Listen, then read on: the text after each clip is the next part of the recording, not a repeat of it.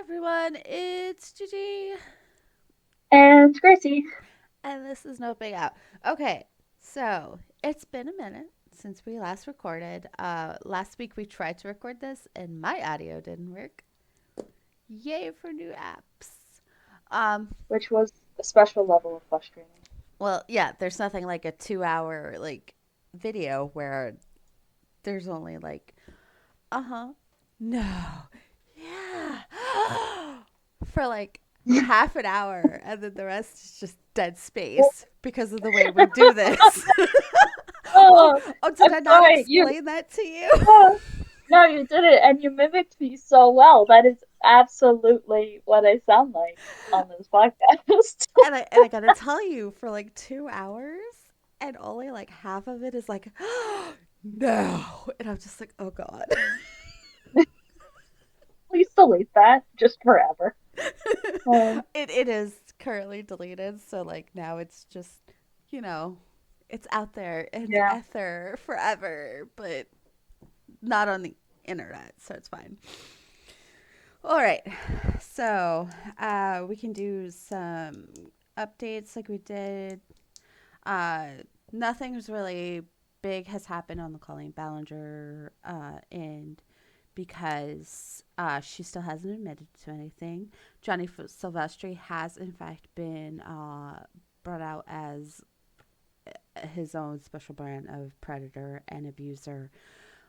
People who came to watch Swoop's videos due to the Colleen situation, who are not Swoop fans, have of course taken, oh, well, you're not covering this the way I want it. And they're basically ignoring the fact that she's a victim of SA and DV herself. Plus, she has an unseen but chronic illness called fibromyalgia, which just doesn't miraculously go away because you want it to.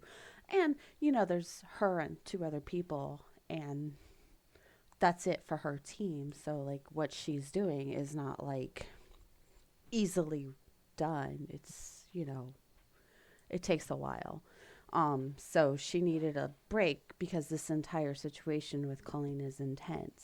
So, basically, people who came to the swoop thing, they need to chill the fuck out.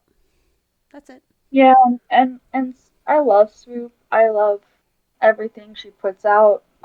And I love her hair, everything. Um, So I love the billing department.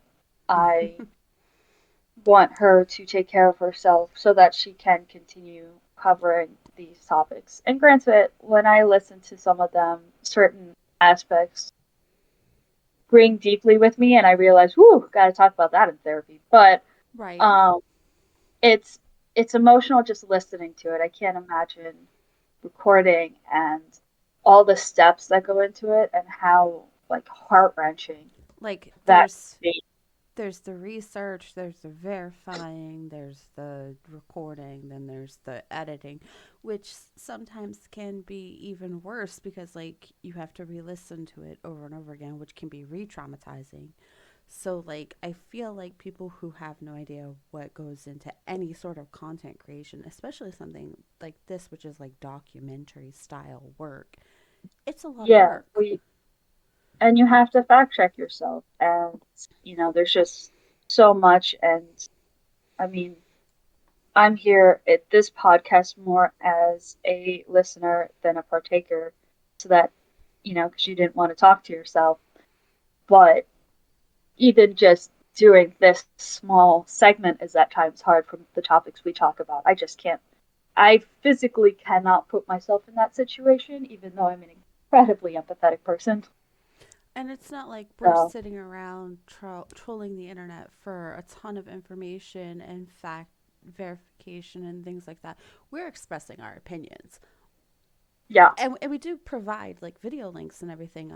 I know that you probably haven't seen, but in all of the show notes and everything and the description on YouTube, I have the articles that I read from. I have all the videos that we talk about. They're all listed there. So we are doing our own fact verification down there.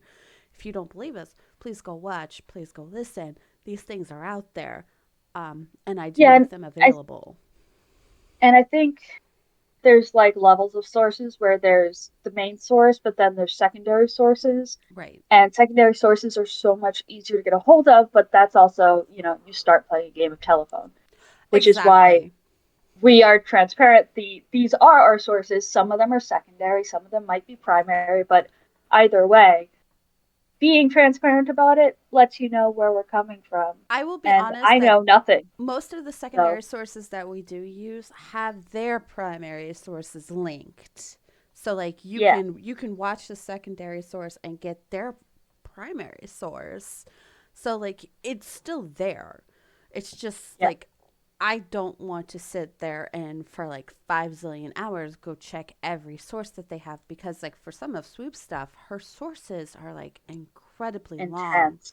So hey, you know what?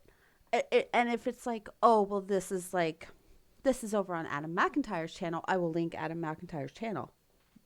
Yeah. Go for it. I mean, like his stuff is. I like Adam, but sometimes I have to He's do very him. charming. He is very charming. It's the Irish in him, as a fellow, as an American Irish woman. But sometimes you gotta take a break from everybody because like he's not for everyone, and I can only do him in small doses, and it has nothing to do with him. It has everything to do with like his general vibe. Like I agree with it, but I can't totally vibe with it. I think it's just a generational gap because he's in his early 20s and I am long past that. Not, yeah. I was just gonna say not. Yeah. So As to not out my lovely co-host's age. I am a mature woman. I don't understand what you're saying. Um, so uh, so that's what's going on with Colleen's situation. There is, issues with like Oliver, who's another one of the people involved in the whole Colleen situation, and Colleen's brother Trent, who has autism, but is probably the family scapegoat, and like his sister-in-law won't even let him be around her children by himself. So that's a whole nother thing. But Okay, yeah. not how you treat autism, but Well, okay. I don't think it's because he's autistic. I think it's because he does and says questionable things. So instead of Okay. Rachel forcing him to get assistance, she just keeps him from her kids without an adult present, which is responsible, but also kind of shifting like the whole thing, like not getting him treatment. Then Okay, and why are you leaving like okay, so in order everyone with autism is different. mm-hmm. But in order for anyone to learn, you have to walk them through it. And if you have autism, it usually means it takes a little extra effort to walk them through it. And they're not going So to like notice normal cues. That's a lot of yeah, what autistic people I've talked to have said. Like they don't really notice social cues the same way, and they have to be explained them. And it's like, okay, you just stop and you go, wait, you said not normally acceptable. I understand what you meant. However, this is how it came off. yeah, and the underlining message to get across is, I will stop and explain this to you, but don't Not say that in everyone, public. yeah, not everyone's going to be understanding. Some people will just go fist first.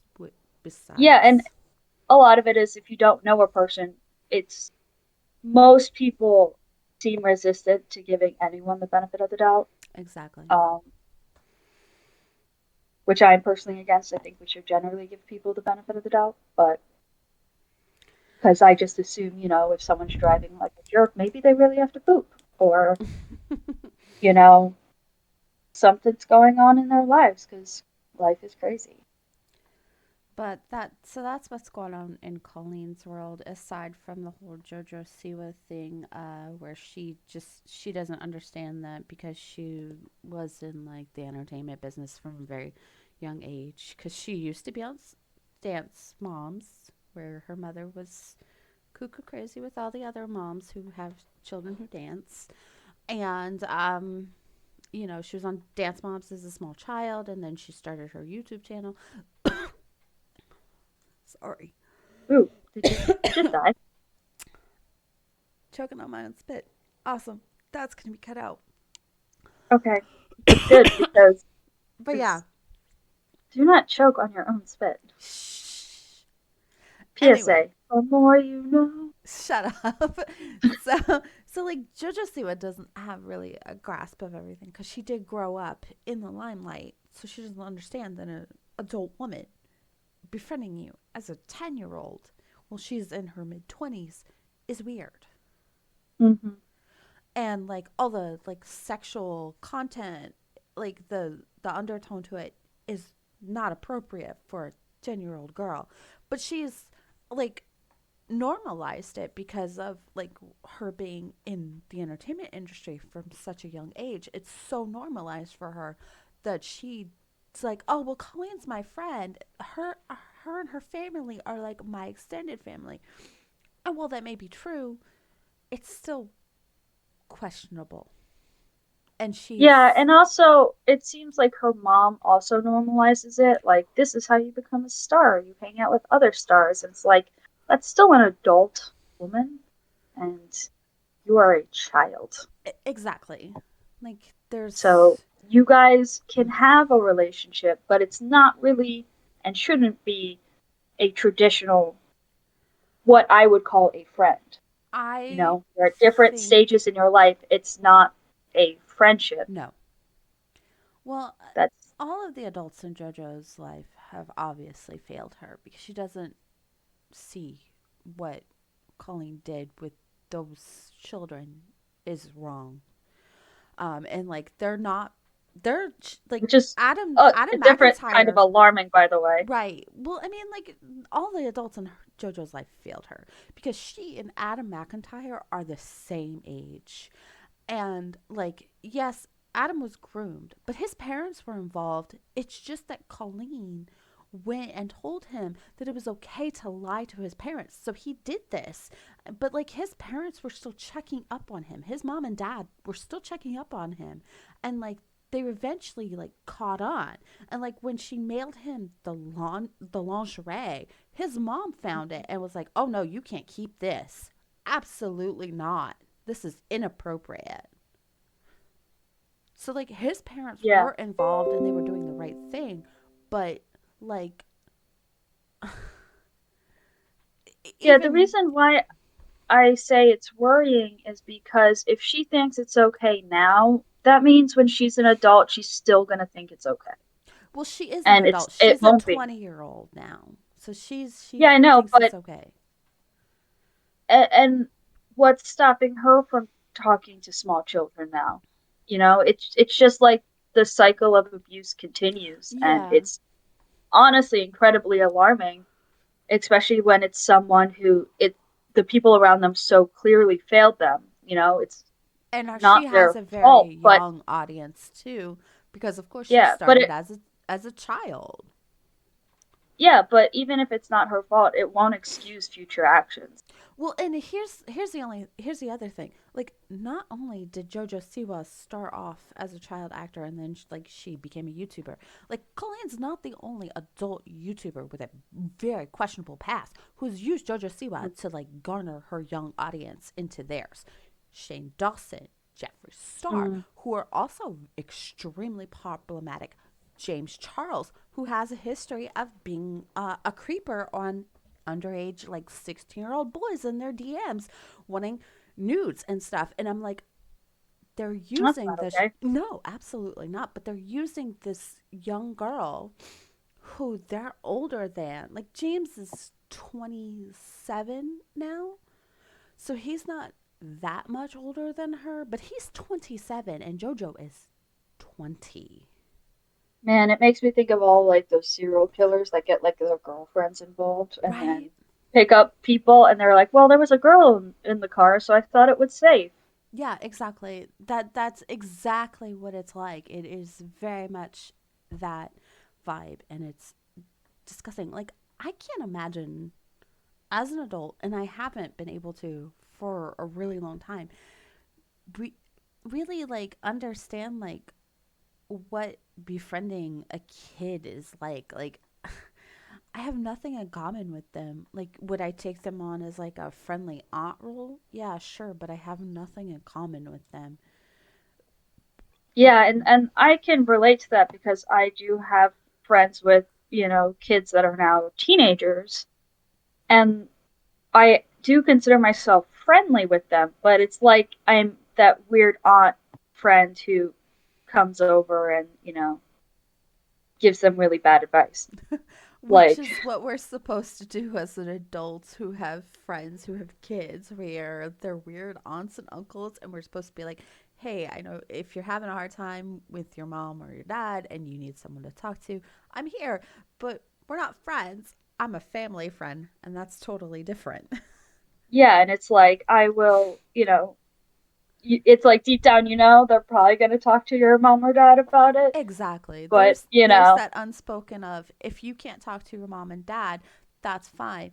But if there's something like dangerous or something involved, I have to tell your parents yeah. for your own personal safety. And I And it's that level of trust of knowing when, okay, this is just a kid thing, it'll be okay, and when work it's a through it, super serious or when thing. it's something very serious and you have to reach out to other adults, the adults who are actually in charge of said child. Right. And Um, that sort of like distinction, the ability to make that distinction is something that only comes with age and experience. So like yeah, a, a child does need a lot of adults in their lives. Yes, this is true. However, they are there for varying degrees, and it should never be, I'm going to keep, I need you to keep secrets from your parents about what we talk yeah. about. No. No adult should say, I need you to keep this a secret from your mom and dad. You should know immediately they're Exactly. doing something bad. And if you don't feel comfortable talking to your mom and dad, go to the police because it's It probably illegal. or another trusted adult. Like honestly, Yeah. if somebody is going up to a kid and say, "Hey, I want to talk to you about something," but you can't tell your mom or dad because they would get mad. No. But I think that we need to start telling kids this so that they stop feeling like it's okay to keep these sorts of secrets because it's not. Yeah. And it's the kind of thing where it's like, you might argue with your mom and dad, you might dislike them, they might not even be the best parents, but, they chose to be your parent and they do love you despite what you might think or how they show it because, everyone is a little different, I but just they still have your best interests at heart in so general. I say in general because I do know some dads where it's like, go to your mom. exactly. But as far as Or that vice versa. as far as that's going on, that's what's going on with Colleen and JoJo and all that stuff.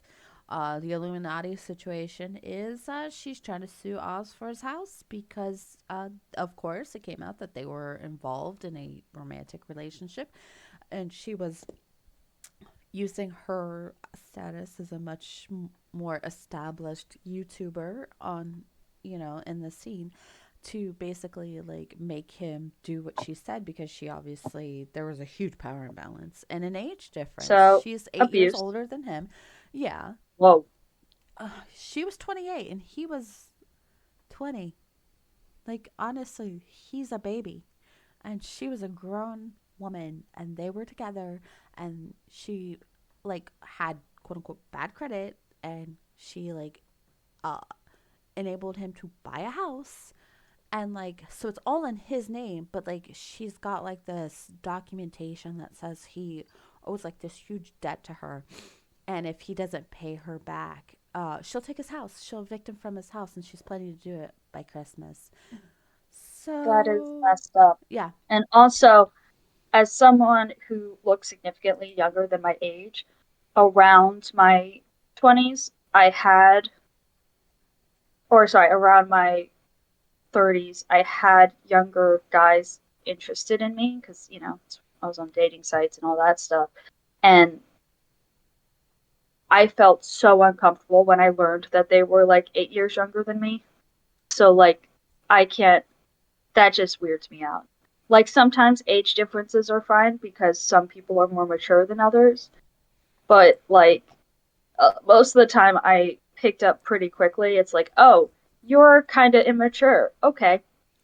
Exactly. This is very awkward and uncomfortable. And going Uh, over what we know about her, she does tend to like to be the one in control of things, and I find that says a lot about her as a person, which is not good. None of it is good.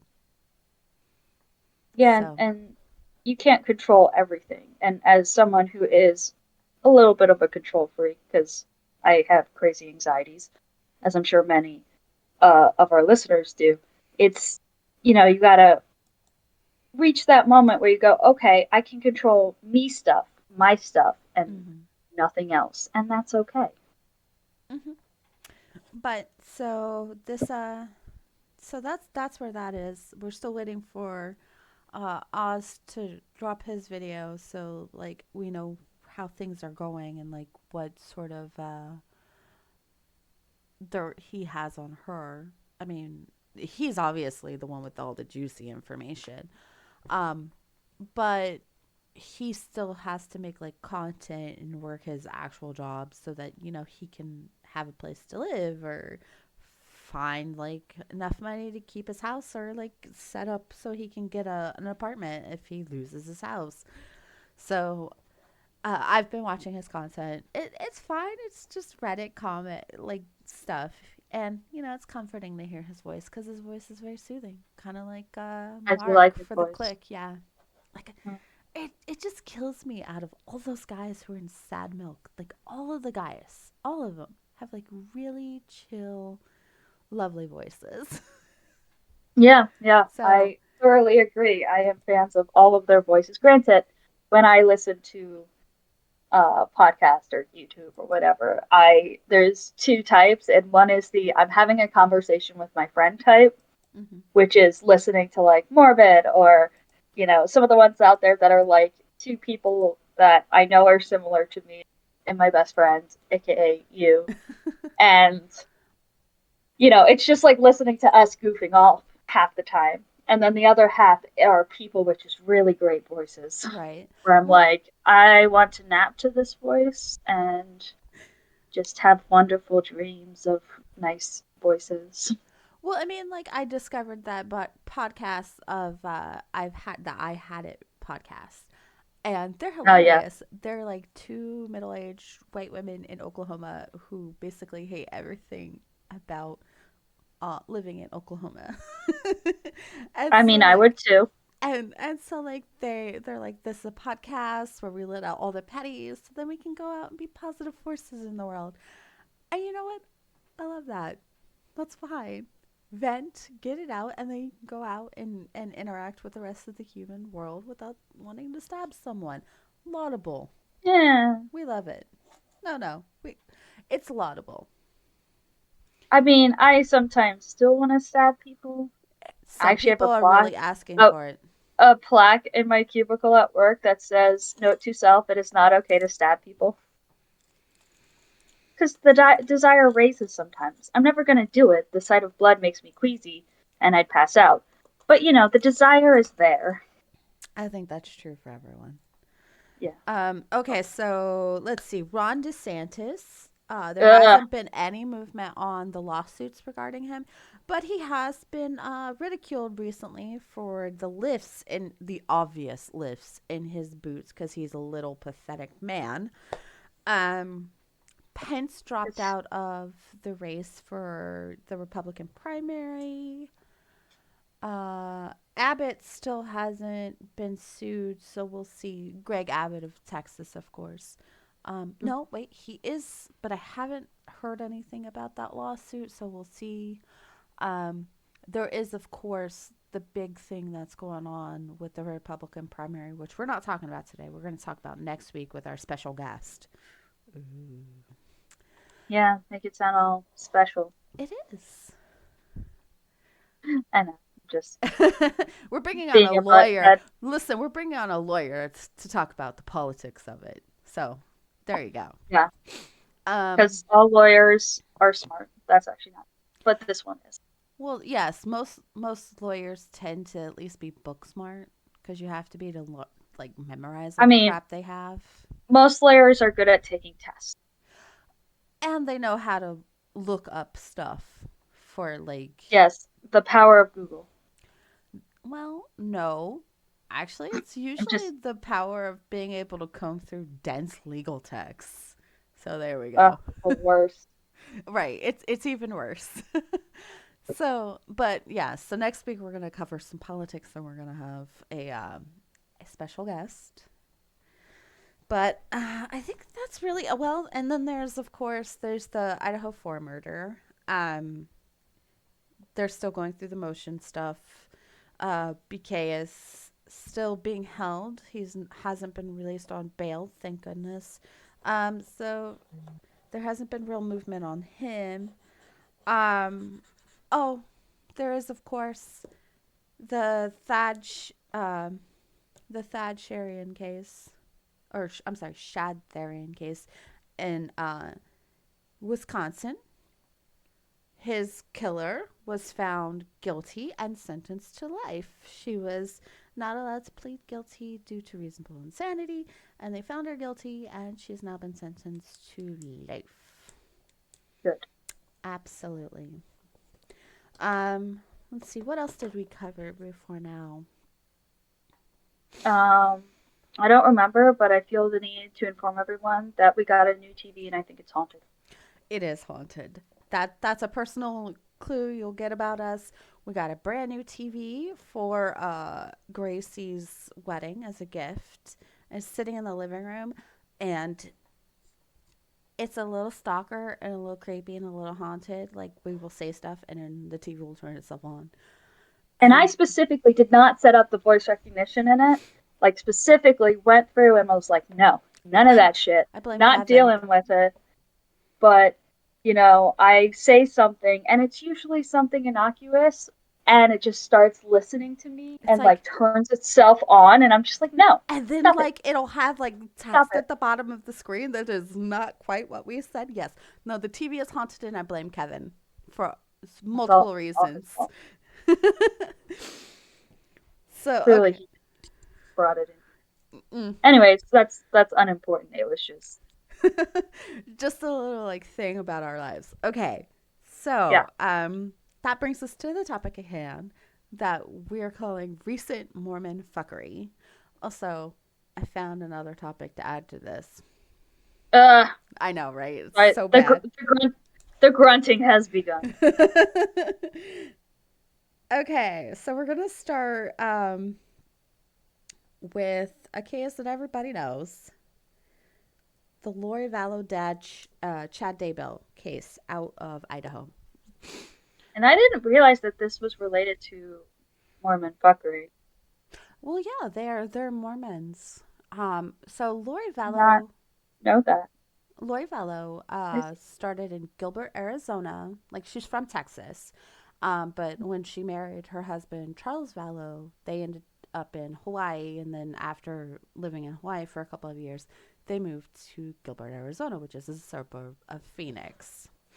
mhm. Um, Now she was in Gilbert, and she was, from all accounts, a good wife, a good mother.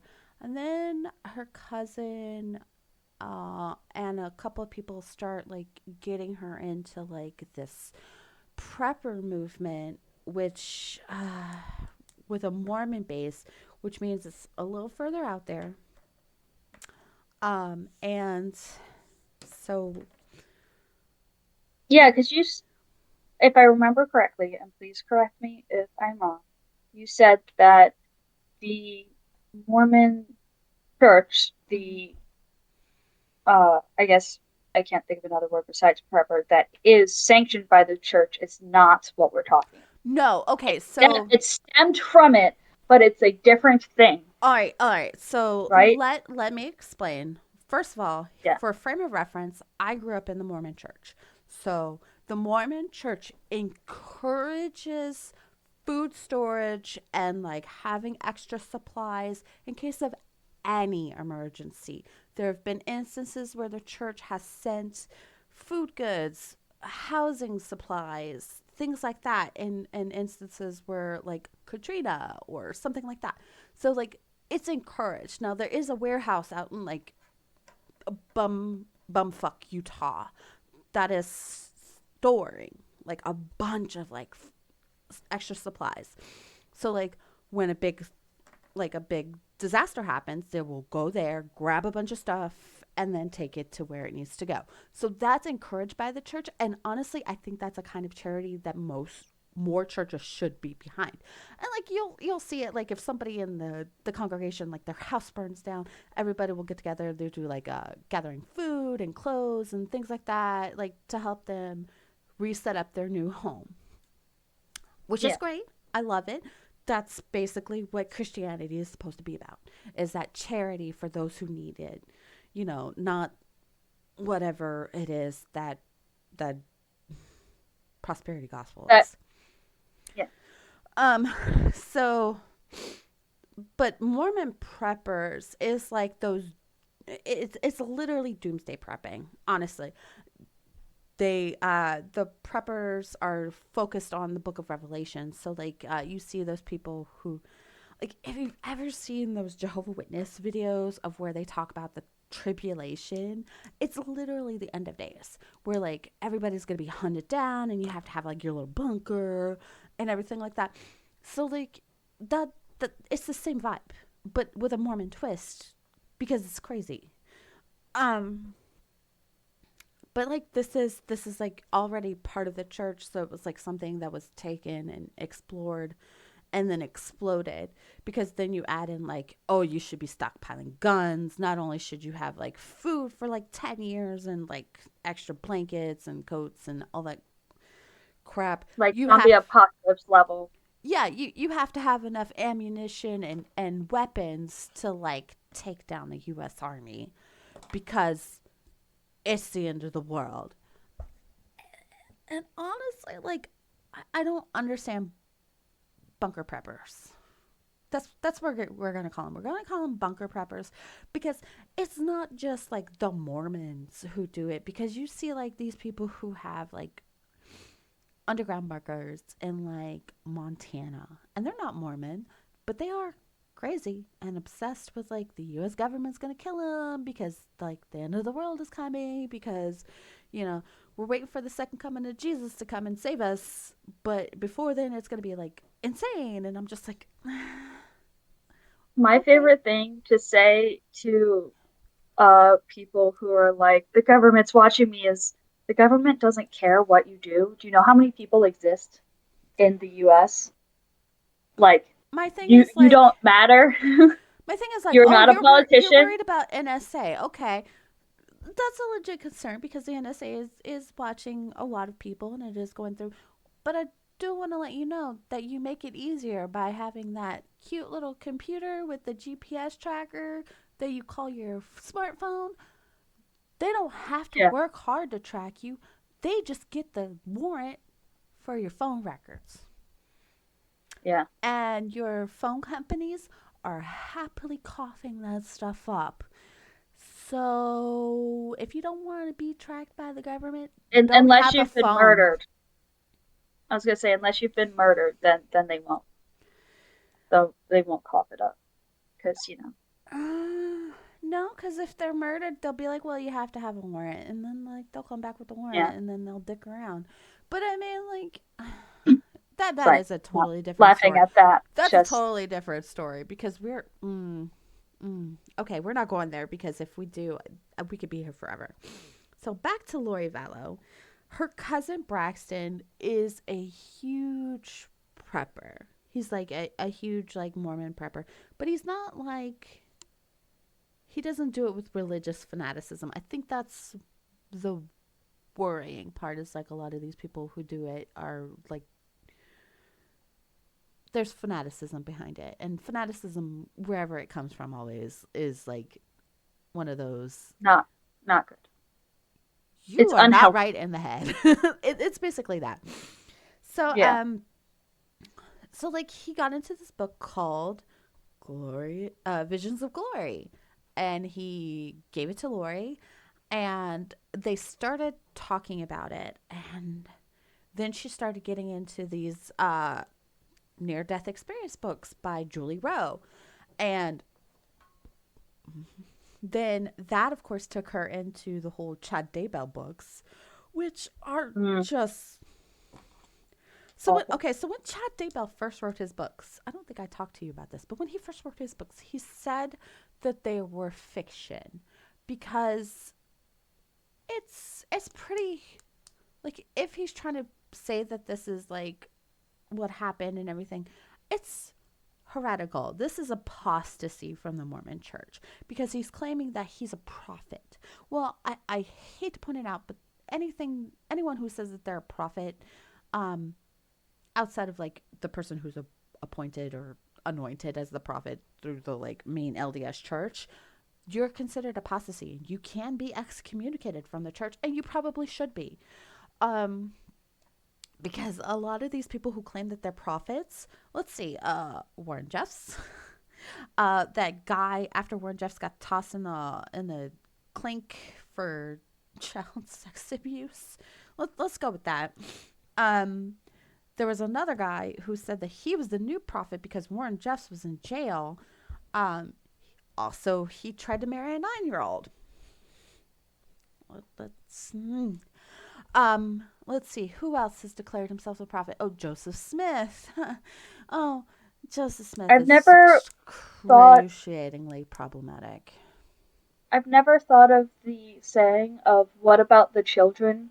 Think of the children until more recently when these kinds of things come up because I'm like, okay, you should be thinking about the kids. You cannot marry a 9-year-old. That's a Mm-mm. child. It is a baby. My problem is like everybody thinks that the polygamy like of the FLDS is the real problem. And I'm like, that is a problem, yes. Mainly because when it comes to like men with power and seeing women as symbols of power, like to make their power bigger, like and using them as a form of currency, it always leads to more abuse of power, which generally leads to child abuse. It doesn't matter. It doesn't matter where it happens. The Mormon Church, the JWs, the Catholic Church, the Southern Baptist Convention, all rife with child sex abuse by men in positions of power. Once they get to the point where they think that they are above everyone else and that God has ordained them, it always leads to child abuse, either sexually or not. But either way, it always leads to abuse of power because the saying is power corrupts, but absolute power corrupts absolutely. So when you're only answerable to God, who's going to be able to tell you here on earth that you cannot do what you want to do? No one. Yeah, it is kind of counterproductive. But it's I mean, the whole concept of having three branches of government is a series of checks and balances because historically people can't check themselves. exactly. And it's written into the Constitution no matter what the Republicans want to say. It is actually written into the Declaration of Independence and all Let's the be real. A lot of like the MAGA Republicans, I don't even think they know what's in the Constitution. Like they're just like that's unconstitutional. It's like, well, actually, that's incredibly constitutional. You're just need to and learn like they're about the like, well, Constitution. the Constitution doesn't talk about separation of church and state. That's in a letter. No, that's in many letters, and it is in fact written into the Constitution. Yes, the Declaration of Independence says that we are endowed these rights by God, by our Creator, but it doesn't say which God. It doesn't say the Christian God. It doesn't say your God. It says by the Creator, by the will. Like, and it says all people, not just people who think and look like you. Yeah, So, that makes me think of the Pocahontas song. Anyway, um, yeah. So, moral of the story is people need to learn how to read. I don't disagree, but maybe not reading these end of life or near death experience, end of days things that was published by both the Mormon Church's publishing arm, Deseret Books, Oh, you or really just turned that around on me. Kudos. yeah, yeah, I That I was good. I got a good That was a good segue. turn.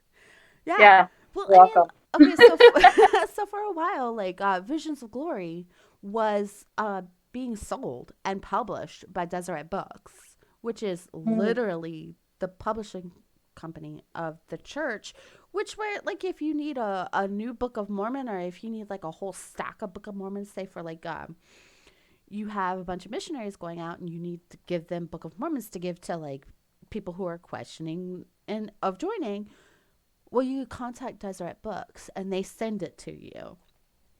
Or like Okay. if you want to order, say, like those personalized scriptures, like the triples and the quads, which include like the Bible, the Book of Mormon, the Pearl of Great Price, and the Doctrine and Covenants. All of the Mormon scriptures. If you want those, um, but you want them like stylized for like a gift or something, you would contact Deseret Books. They have an order form, or you go online and you fill it out. Like my both of my grandparents had their own set, like their own quads Okay. inscribed with their names on them.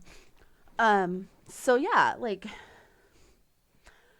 this is like the legit, and it was publishing this book called Visions of Glory, where this guy was saying that he had this near death experience, and like he saw his own conception and his birth, and like the love Inky. affair the love affair between like a doctor and a nurse, and like it was affecting like his ability to come back or something. I'm like, my god, everything turns out to be sex with these weirdo people. Everything, it all turns out to be sex, an obsession with sex, because they're so freaking repressed.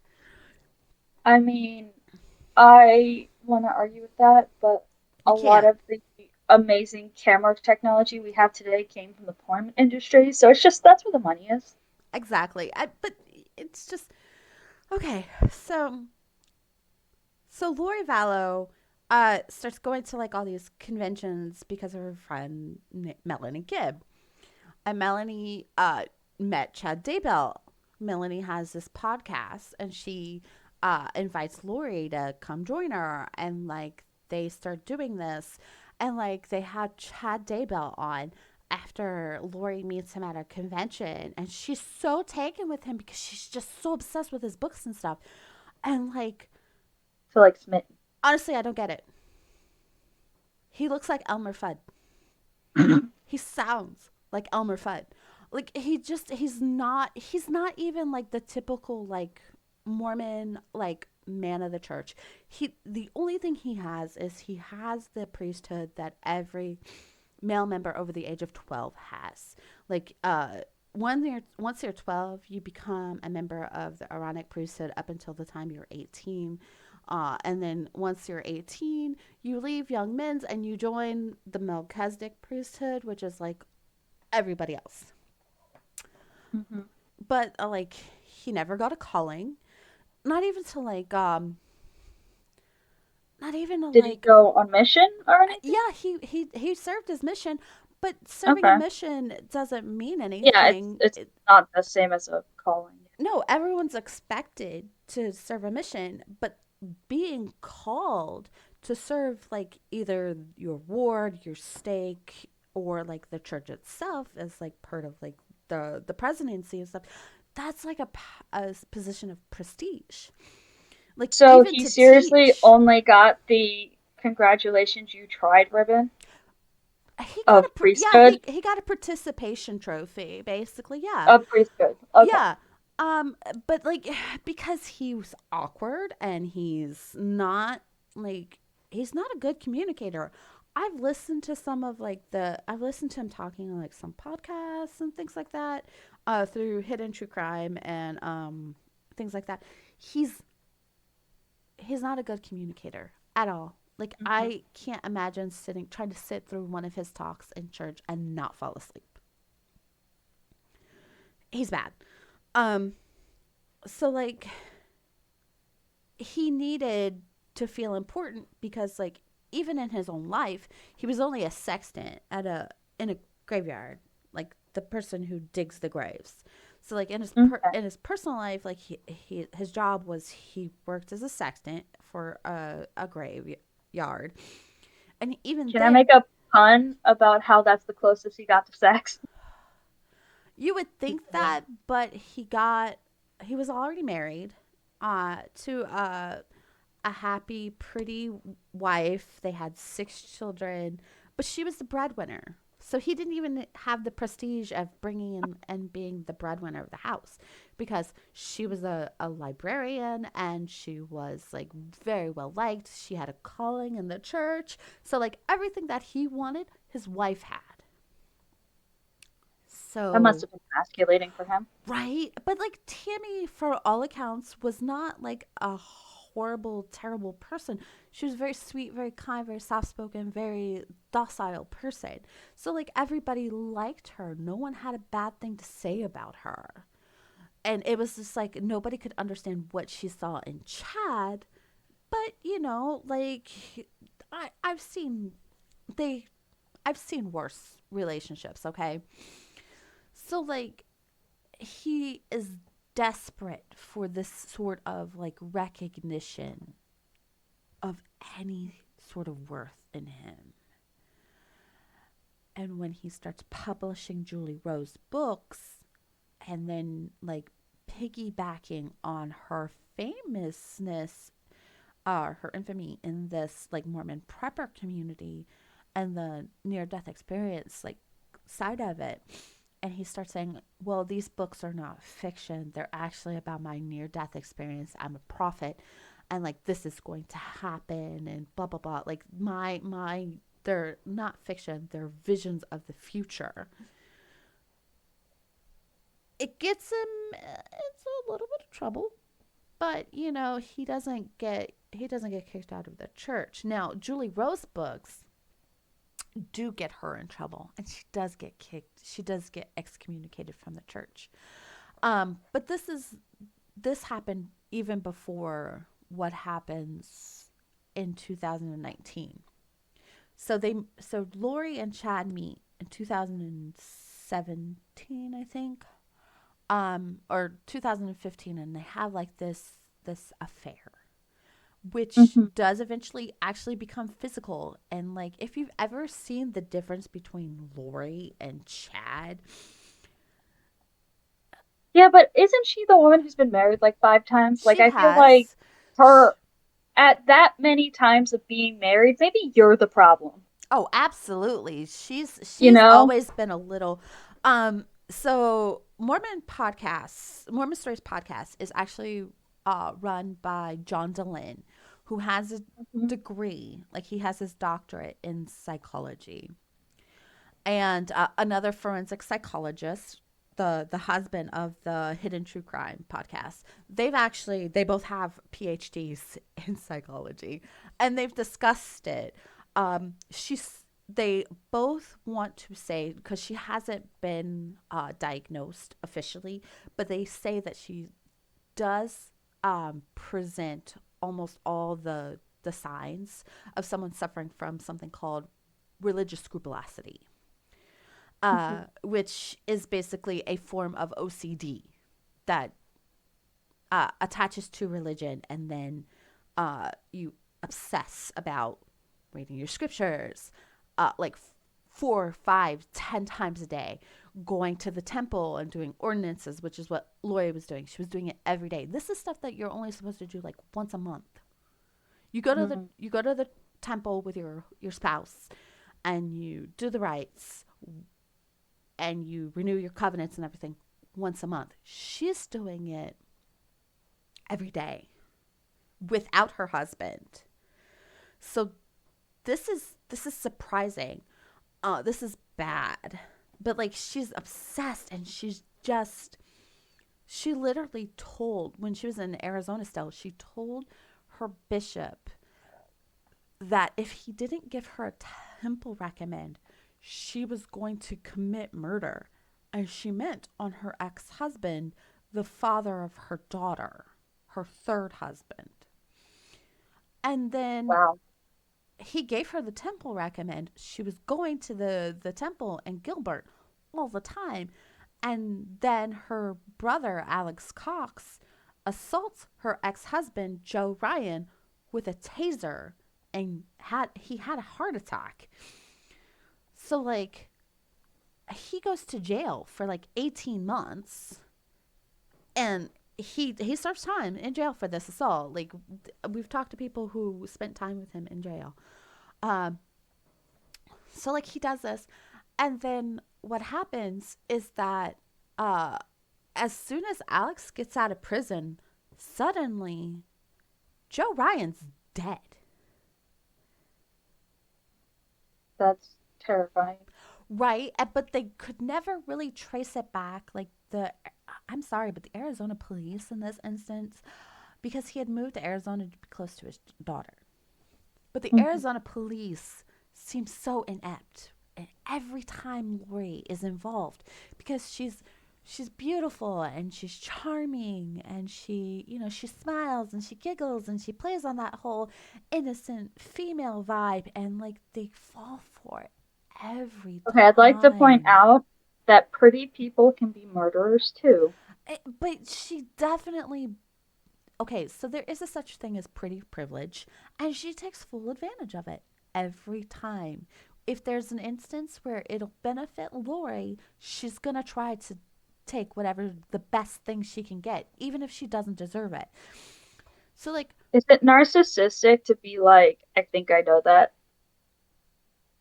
At least growing up, like just the amount of free it's, shit I got. to It's be honest, like the fact that you've grown up and you've seen like you were doing it and you've stopped doing it, that shows a lot of personal growth. You have to understand, well, yeah, because Lori is nearly 60 fucking years old and oh still wow. pulling this shit. Yeah, I realized it like late 20s. I was like, I'm a manipulative bitch. Oh my gosh, I should stop. But you grew up, you recognize that you grew up and you changed. That is a sign of growth, and I applaud you for that. Now, Lori on the other hand, not so much. Um but like her third husband ends up dead. She's married to Charles Vallow by this time. Now, the reason why she was so obsessed with like having her third husband murdered, or like having him gone, is because she didn't want him to spend any time with their daughter, because she had it stuck in her brain that he was abusing uh, the kids. Her son from her second marriage, and that Joe had adopted, and their daughter, like to the point where she was like trying to have him arrested for sexual abuse of their daughter, but it could never be claimed, like it could never be confirmed, because like when CPS was like talking to Tylee, um they found signs that she had been coached. Hmm. And Yeah. when they talked to Colby, her son, they weren't quite certain if he had been coached or not. Like they just, because he was older, it was a little harder to see if he had been coached or not by his mom. But she was obsessed with the thought that because he was verbally abusive to her, that he was abusing their kids. And like even his sister said that he wasn't like the best person, but he loved his kids and he really loved his daughter, and he tried everything in his power to be a better person for his daughter. And it was devastating that he died so mysteriously. And Hmm. now keep in mind, like his sister is not a huge fan of him. Like his sister Yeah. has a lot of bad things to say about her brother, because like he's not a good person, but he loved his daughter and he changed every way that he possibly could to be a better person for his daughter, which is commendable. Like if you can't change for Yeah. yourself and you can't change for your spouse, changing to be a better person for your child because they deserve to have you at your best in their lives, that's a good sign of character growth. So like, but because Yeah. I guess For the because, kids, like I was saying. so I speculate because Joe Ryan was getting his crap together for his daughter and he was spending more time with her, that Lori was gonna she was afraid that Tylee would see that Lori was the unhinged one and would not want to spend Mm. time with her mom and would want to be with her dad. So dad had to go.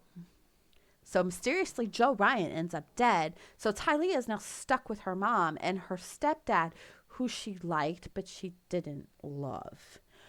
And Mhm. for all intents and purposes, Charles Vallow was a good father. He was a good father to his two sons from his first marriage. He was the best father figure that Colby Ryan ever had, and he's the one who said that. Um, he tried to be a good second father for Tylee. He never tried to replace Joe, but he wanted to be a good second father to Tylee, which is great for a Mhm. stepdad because that shows that you Yeah. understand your place. Like, I'm not trying to take your dad's place. I just want to help you if you need it, and he's not there to do it. I got your Yeah. back, which is what you want from a stepdad. Yeah, it's the kind of thing where you want to be able to kind of like having two dads. You have two people who love you and support you. That's great. Exactly. Like, a lot of people mess up when they have blended families because they want to like they want to replace the other parent. I'm like, you can't do that. The What you need to be is a friend and like somebody that they can come to if they need extra assistance. But you cannot replace their birth parents. Even if that person is dead, you cannot replace them because you're not their parents. You're just a bonus parent, and that's fine. But you need to be satisfied with that because you can't, the more you push, the less it's going to take. So, like, for all intents and purposes, like, Tylee was not crazy about Charles, but he was a good stepfather to her. And then his nephew, his sister's son, had a child, couldn't take care of it. The mother couldn't take care of it. So, and Gigi had a lot of stuff wrong with him. He was born prematurely. He had a lot of problems. Like, Oh. but um, Charles adopted JJ when he was like 6 or 7 months old with Lori because like Kay was a little bit too her husband is older than her, not by much, but from what I've seen, Larry has a couple of health problems. So, like, while they loved JJ, they couldn't take care of him. And Charles had more money, he had space, That makes sense. he Yeah. was more emotionally available. And so he said, you know what, Laura and I will adopt him. And from all Yeah. intents and purposes, like I said, everyone said that Lori was a good mother. She was a good mom to both her biological children and to JJ. Um, Now, keep in mind that JJ was like autistic, but he was a great kid. But he did have some like behavioral problems, which is pretty like typical of neurodivergent people. They do have Yeah. some like not only do they have problems with social cues, but they have like some acting out problems because they don't their brains don't work the same way, and that's fine. It just takes a Yeah, little it's more just work. them trying to learn how to express themselves. And it might take extra time, and that's fine too. Because, when we're babies, all we know how to do is cry. It doesn't matter Right. what's wrong, even if the temperature is off, you're cry. And Yeah. it's up to the adults around you to figure out, okay, what is the issue? How can And I help you? yeah, and you learn as you grow up how to communicate accurately what's actually wrong with you. And even adults have issues saying exactly what's wrong with them, because I don't know, society. But So, it's okay to take a little bit of time, especially as a child, to learn those things. Like it's not bad. but for all intents and purposes, JJ was a bright, happy, loving child. Like, everybody who talks about him talks about how loving and warm he was. And Ty Lee, like, she referred to JJ as her child. So they were super, super close. Um, Mhm. which makes sense because she was 8 years old when they brought him in. And my relationship with my brother Keith is very similar. When he was brought home from the hospital, I was 8.5 years old, and like the moment they put him in my arms, I was like, he's mine. And my mother's like, no, no, he's mine. He's your brother. He's not an object. I'm like, nope, he's my child. And then I spent the next like million years forming him to be like me, sort of. But then he became a teenager and he then turned into his father. And that is a different story. But so, like, everything, like, a lot of stuff about Keith's personality is there because I kind of put it in him, which sounds So it's weird. your fault. It's your fault. Well, Kind of, you yeah, are a I'll take great responsibility influence, for it. but you were a great influence on his life because you were older and you Hmm. helped, you know. And we had a I'm troubled not all brother who was between us, and so I spent a lot of time protecting him from our troubled brother. So yes, yeah.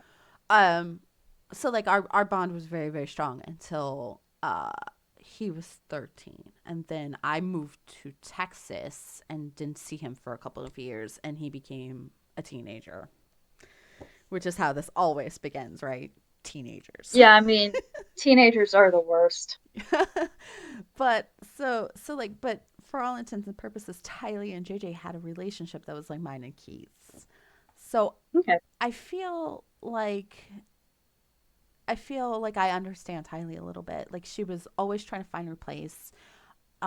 She was really into her religion. She had friends, but she didn't have a great relationship with her mother.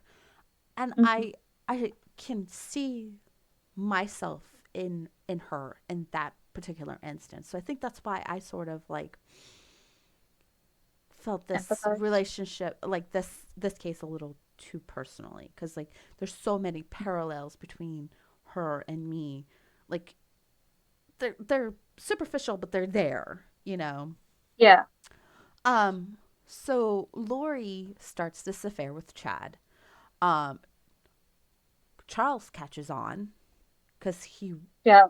As one does, he realizes always. his wife is like going crazy. She's talking about like all this weird stuff that is not sanctioned in the church. Now, also, you have to keep in mind that Charles converted to Mormonism from Catholicism so he could marry her and get married to her in the church. So he went. Isn't it hard to get married in the church even if you can, like, if you convert as an adult? Isn't it still hard to get married in the church? No, you just have to follow all the stuff that, like, if you're born into the church, it's the same sort Hmm. of like requirements. You have to get a recommend Okay. from your bishop, and you have to have like a lot of like basically recommends from like other members of the church. And like he got a temple record, like he joined the church, he was converted, he did all the good stuff, he visited the temple before they got married, and he was Hmm. doing everything that he was supposed to do. You know, he's paying tithing. They got married in the church. They got the kid. They got JJ sealed to them, not Tylee and not Colby, but that didn't matter. So they got JJ sealed to them, because JJ was like basically a child of the marriage. But after he was adopted, like, okay. So here's something that like people who don't grow up in the church don't know. Yeah, I'm a Let little lost. Okay, so let's say you get married to a non-believing member, like a non-believing person. Okay, you Hmm. cannot get married in the temple. Yeah. The only people who are allowed to be married and have that weird, freaky ceremony in the temple for their wedding is if you're two believing members of the church in good standing with recommends from your bishop. Then Okay. you can get married in the temple, and any children that you have from your marriage are automatically sealed to you in eternity. So even if you So die, even if it's, but even if they're children from like a previous non-believing marriage. no. But Oh. so okay, I'll explain to you what happened. So my grandmother was born into the church. Hmm. My The man that I call my grandpa, he was born Catholic, until he met my grandmother. Well, Okay. my grandmother had already been married to my grandpa Hal, who I'm named after. Um, Hmm. but he was also Catholic. But her first marriage was not in the temple. She'd never been married in the temple. It all had been like civil unions, basically. Um, Hmm. but she had been divorced, but it had been long enough. that it was fine. But like when she met my grandpa, she had my mother was already 5 years old when they got married. Okay. Um, so what happened is when they got married, they were sealed in the temple because it's part of a temple marriage. And then Mhm. they took my mother and they had another ceremony where they sealed her to my grandparents. Okay. I think And I'm following now. okay, so like technically when my grandparents died, they were still married. They hadn't had like anything wrong with their marriage like on paper anyway. My grandmother died first, so when my grandfather got remarried to his second wife, there wasn't anything wrong. He didn't have to. He could get sealed to a second woman on earth and still have it count because you could be a polygamist in heaven. Did you know that? I did. Yep. So he's got two wives in heaven, and let me tell you, my grandmother and Rosanna were wonderful women, but my grandmother hated Rosanna. So Oh, that so she like knew him, knew her. yeah, they were in the same ward. Oh, uh, that's pretty okay, weird. so here's a problem. Like my grandmother assumed that my grandfather was cheating on her with Rosanna because my grandfather was Rosanna and her husband's visiting home teacher. Hmm. So she was obsessed with the idea that my grandfather was cheating on her. He wasn't. He was doing visiting home teaching. He offered to take her with him. She refused to leave the house. So, like, okay. But at the But then time, he married her later. That's yes, so weird. well after my grandmother died, and then a year later, my grandfather and Rosanna started talking, and she was like helping him through his grief because despite the fact that my grandmother was mentally ill and kind of hard to get along with, even for people who loved her, he adored her. He adored everything about my grandmother. So like when she died, he Oh, was that's he cute. was messed up. And I was very angry when she died, so I didn't really understand what being married to her was like. I knew that being her granddaughter was hard enough because there were times where she would scream at me and call me by my mother's name. So I knew she wasn't okay. Mm. Um, Yeah. but I was still 16 when I was only 16 when she died. So it was really hard for me to come to grips with the fact that the one person who I could always call on if there was something wrong and I needed someone and I wasn't sure my mother would be able to help me, she was gone. Because like there was a time when I was growing up, I grew up in a very bad neighborhood, and like my mother was gone and I didn't know how to reach her, and I was terrified because my aunt's boyfriend was trying to like bully me, and we're talking like I was 13, 14 at the time, and I was super tiny at the time, like maybe 100 pounds something like that. This is before like I shot up height wise and like everywhere else, so it's like a little stick, little tiny stick. Hmm. And I was terrified by this big grown man over 6 feet tall just towering over me, screaming at my face and threatening me. And so I called my grandmother. And she got in the car and she drove the 45 minutes from Batavia to like inner Cincinnati. And she came to the house and she told him that if he thought he was going to get over her on her, he had another thing coming, and that if he wanted to try, if he was froggy, then he should leap because she got him. Now keep in mind, Wow. my grandmother was in her 50s and she was like 5 feet tall, even. So, like, tiny little white woman, massive grown ass man, and she is ready to throw down with him. So, like, but like, I was dealing with the fact that like my grandmother was gone and Hmm. my grandfather was talking to a woman that my grandmother didn't like. And I did know about my grandmother's suspicions because there were times where she would go around Rosanna's house with me in the car looking to see if my grandfather was Uh, there. So I knew about like my grandmother's suspicions, but like I didn't think my grandfather was like that, but I couldn't tell my grandmother that I did, that she Yeah, wouldn't I mean listen to that's me. I was a something that kid. you should not. And I guess it's similar to with Lori Vallow. Like you should not have been pulled into that. It Yes. was very much the adults were having communication issues and trust issues, and you should not have been part of it. Uh, So, like a year after my grandmother died, my grandfather announces that he and Rosanna are going to get married. And I had a hard time coming to terms with it. Like, I went to the wedding. I didn't misbehave. I didn't object. I didn't do anything. And my mother, eventually, she said she was very proud of me for being mature about it. And I was like, I still don't understand it. And she said, I understand that, but I love both my father and my mother, and I'm glad that he's finally happy. And I had to sit on that for a couple of years before I realized that my mother was right, that my grandmother was or my grandfather was actually happy for the first time in my entire reckoning, because I just remember being a kid and he was just there, but I never realized how sad he was as a kid, mhm. because I was only there for like a couple of months out of the year during the summer. But so like but that's how sealing works. Like my grandfather is my grandfather, whatever. If my mother hadn't been excommunicated as a teenager for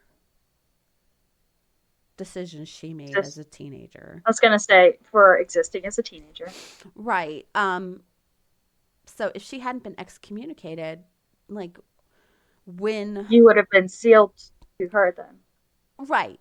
Right. Well, I mean, okay, so no, not necessarily. Like my mother was excommunicated and then all of her children were born out of wedlock. Shh, shh, shh, shh, shh, Oh, shh, shh. okay, So, yeah, except for Salim. Salim's the only one she had. But she's also at the time married to a Muslim man, so it doesn't really make any difference. So like that's if she had wanted to be brought back into the church, she would have like she couldn't drink, she couldn't smoke, and those were things that she had issues with. So she was like, I still believe this is still the faith system I fall into, but I can't give up my vices. So I know it's true. And I mean, I kind of respect that, but I honestly don't think it's true. But that's a personal thing. So I don't blame my mother for that. Anyway, so getting back to the story. So Charles asks for help with Lori, and he gets laughed at. Basically, nobody takes him seriously, and then he ends up dead. And uh, suspicious, definitely suspicious. dead under suspicious circumstances because, like, her brother, Lori's brother Alex, who basically appears to be the family assassin at this point, allegedly, although she's in jail for murder, and he's dead. So Alex Cox was obviously his sister's fucking assassin because two of her ex husbands are dead and both of her kids are dead. So I'm gonna just say that. Yeah, I have no. Sorry. Um. So what happens is like Charles ends up dead, and then Lori, like his body's not even cold yet. Basically, she just buries him. Whatever. She only texts his two sons from his first marriage, saying, "Oh, your dad died. It was a heart attack. We're doing arrangements. Sorry, you can't be there." Like she didn't even allow his own children to be at his funeral. That's messed up. That she's just a cold ass bitch. And as soon as all that stuff in Arizona is taken care of and like her brother is cleared, like they said it was suspicious circumstances, but like self defense sort of, but like nobody's buying that. Like Alex was never charged with his death. Um, but they never dismissed the case. Like it was just open. Lori Mhm. moves up to Idaho to finally be with Chad. Um, Only Chad's still married to his wife. So So, that's awkward. well, Charles dies in July. She gets everything together, and then she moves up in around September. Well, the last time anyone sees Tylee is when Lori, Tylee, JJ, and Alex Cox all go to Yosemite or Yellowstone, one of those. I think it's Yellowstone. Um, so they go to this national park. That's the last time anyone sees Tylee. After that, like people in Rexburg, Idaho, didn't even know Tylee like existed. She told everyone that Tylee was going to BYU Boise, and so it was just Wow. her and That's JJ. just, yeah, no, that's just, wow. Suspicious. Yeah. Well, and then okay, so what happens is she has her friend Melanie Gibb from Arizona come up to do a podcast with her now that she's in Rexburg, and she brings her boyfriend David something, I can't remember David's last name. It's not important, but they come up and they stay with Lori, and they do the podcast, and like this is the last time anyone sees JJ. The last time anyone sees JJ, Alex Cox has JJ asleep on his shoulder as he walks out the door. And then no one sees JJ ever again. So that guy did something. Well, probably. But like so what happens is in this is all within 2019, 2018, 2019, something like that. So Kay and Larry Woodcock, JJ's grandparents, they're like, we haven't talked to JJ for a while. The last time we talked was only through like a 30-second FaceTime, and he seemed like weird. So we want to talk to our grandson. And Lori's like, oh, well, I'm too busy. So we'll call you when I'm ready. And they never hear. So they start kicking up a fuss. Hmm. And they start like trying to figure out where the hell their grandson is because they never cut ties with JJ. JJ was still their grandson, even if he was Lori's and Charles' son. Like they've already lost Charles, uh, and they don't want to lose JJ too. So they're still keep trying to reach out and everything. Um, and Lori just keeps acting up, and then all of a sudden, Tammy Daybell dies in her sleep, and like everybody's like, well, the last time they saw her, she was perfectly healthy. She was 49 years old. She'd been training for a marathon. Like, this is a woman who was in prime physical condition, you know? And all of a sudden she dies in her sleep. Like, Chad's like, she's been sick for a while and nobody knew, and she was having trouble breathing. And nope, but turns out she was Sure. probably smothered in her sleep because she had what is that? The petechiae around the eyes. You know what I'm talking about, right? Hmm. I know what you're talking about. I Yeah, I'm do. I'm not sure that's the right word, but like, so like her eyes were bloodshot, and there was like signs of like like that, and then like she had like foam and pink foam and blood coming from her mouth. So like, uh, when she died, she was foot hushed, buried, like so buried so quickly, and like not even in Idaho where her husband and children are. No, no, in Utah, back in Utah where her family is. But like it's so forced that not even her sister, who was like coming home after she heard that Tammy died, like was able to make it to her funeral. We're talking like she died on a Thursday and his ass is burying her on a Saturday. Right. Right. Like so this is like suspicious. So as soon as Tammy dies, like her children, her 5 or 6 children, like they don't question because their dad said she died of natural causes, and like they just don't question anything. They think their dad is innocent of everything, even That's after, even crazy manipulation there. well, yeah, even after her family pressed to have her exhumed and autopsied. Like the children are like, this isn't necessary. Our mom is dead. Our dad is didn't do it. It doesn't mean anything until they found like her family was like, no, we're not okay with this. And so like they have her exhumed, and during the autopsy they find that she was asphyxiated.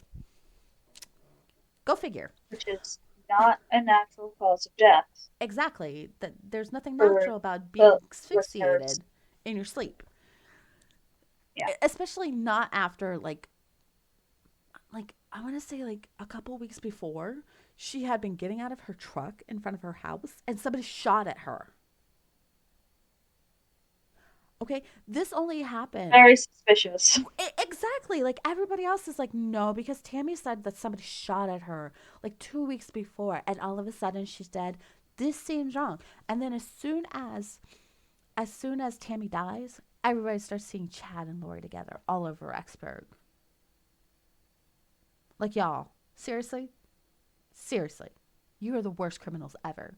But thank God they're so messy and gross because like they were easily caught. And like so they they leave Utah or they leave Idaho and they go to Hawaii and they get married. Like 2 weeks after Tammy's dead. So like they get married in November. And keep in mind, like Charles had just died in July. Tammy's only been dead for 2 weeks in October. The kids have been missing for over 6 weeks at this point. She flies to Hawaii. After Tammy dies, he joins her. They get married on a beach in, I think, Waikiki. And then, like, Lori and, or not Lori, but Larry and Kay are like, oh my God, where are the kids? And like because like not only have they noticed that it's suspicious that they haven't talked to J Day, they've noticed there's no social media activity for Tylee.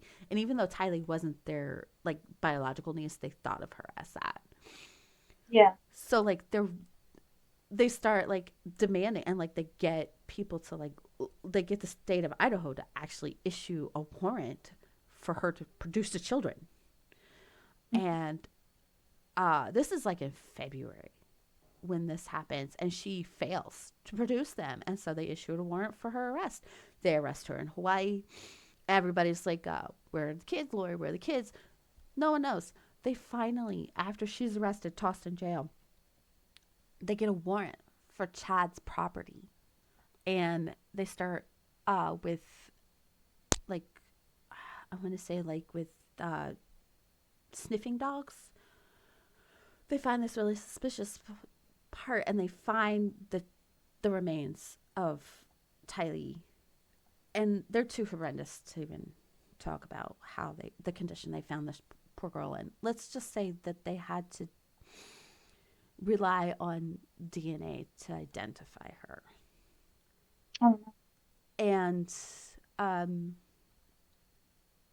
and they found JJ wrapped in plastic wrapped, not that far from Tylee.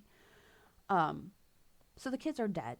They're buried on Chad's property, which I mean it doesn't take a genius to figure out who dug those graves, those shallow graves for them. He didn't even dig full graves for them. They were shallow graves, which shows you how much he cared about them. And all this time they're talking about how like they're they're like prophets and the end of the world is coming and like they're gonna be like super like awesome and blah blah blah and just bunch of crazy bullcrap.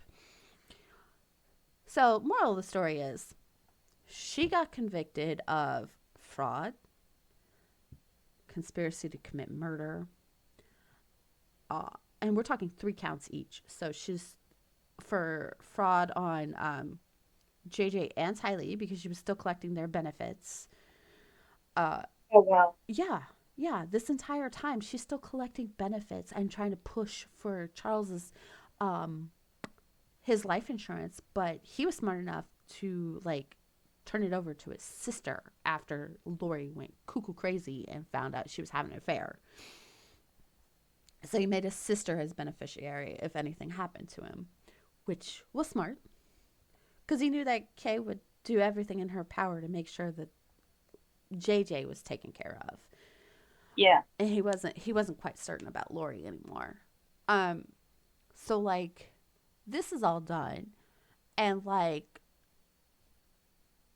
she got convicted for conspiracy for murder, and they're saying that it was her, Chad, and Alex for the conspiracy, which checks out. Did I mention that a day after Tammy was exhumed, Alex mysteriously died? And That's sketchy. right? So, like, the murderer, the supposed murderer, because there's like, we don't have proof and he hasn't been convicted. So, like, the supposed murderer of the kids, Tammy, Charles, and even Joe Ryan at this point, because let's just shoot for the goals, and a possible attempted murder on Brandon Boudreaux, who's married to Alex and Lori's niece, Yeah. who was also part of this weird cult that Lori and Chad had going on, because of course they were cult leaders. Um, so all this happens. She's now she was convicted and has been sentenced to life in jail. She's tried to appeal. I don't think the state of Idaho is gonna justify her appeal. But you know they have to like at least listen to it. She probably won't get an appeal. Um, and Chad is set to go up for trial in March. So, what this all breaks down to for the whole recent Mormon fuckery bullshit is so this is like a huge thing, right? Well, remember how I said Visions of Glory? Well, Mhm. Visions of Glory was a book written by John Pontius, who is now dead, who died before it was published. Um, but Not creepy at all. Continue. well, he I think he had cancer, so it's not nobody's like suspicious about the way that he died. Okay, Still creepy. yeah, it is Still like creepy. it's very weird that he died like after the book was written and before it was published. But this happens. So what happened is that this book follows I was talking about how it follows the story of this guy named Spencer, who actually in all reality is a man called Tom Harrison, who is a or was a licensed therapist in the state of Utah, who was recommended for treatment to see other members of the church. Now, this book is considered apostasy writings, and Tom Harrison was, in order to avoid being excommunicated from the church, he had to agree to a letter saying that this book is full of apostasy and he no longer believes it and that no one should believe it, blah, blah, blah. And if anybody ever writes to him asking about it, he has to send them this letter.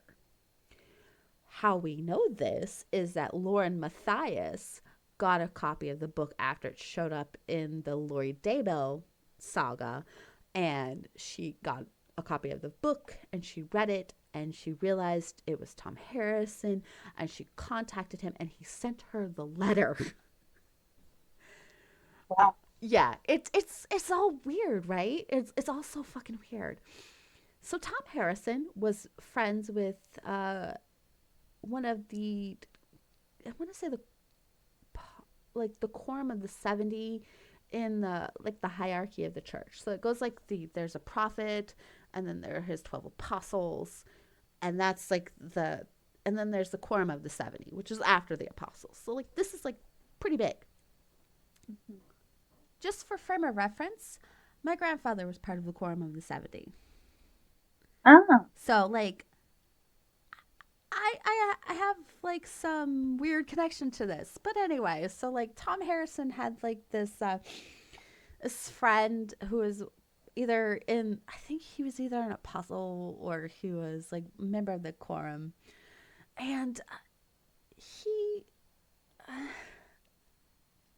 he talked to his friend after all of this and the the guy who was in the hierarchy of the church, he was like, "Look, maybe you don't talk about this. Maybe you keep this for yourself," which is kind of a nice Mormon way of saying, shut up about this. you're going to get in trouble, right? Yes, the Mormon, shut the fuck up. This isn't. You're going to get excommunicated, dummy. so Yeah. so he does this until John Pontius approaches him about writing the story. And then he's like, Hmm. "You know what? Maybe this is God talking to me, telling me that my story needs to be shared." Now, how this falls back is that the Church of Jesus Christ of Latter-day Saints, from the inception of the church, relies on personal revelation. You know, gods and angels can talk to you and share God's word and God's plans with you. And usually, how this works is that the angels come and they give you revelation that applies to you and those around you. Okay? Hmm. That's why it's called personal revelation.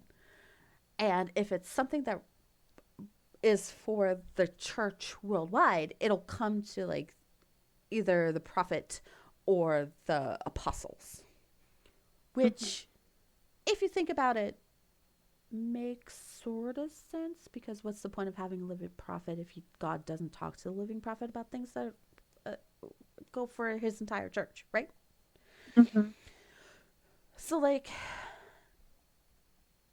personal revelation you usually keep for yourself and you try to figure out how it applies in your life.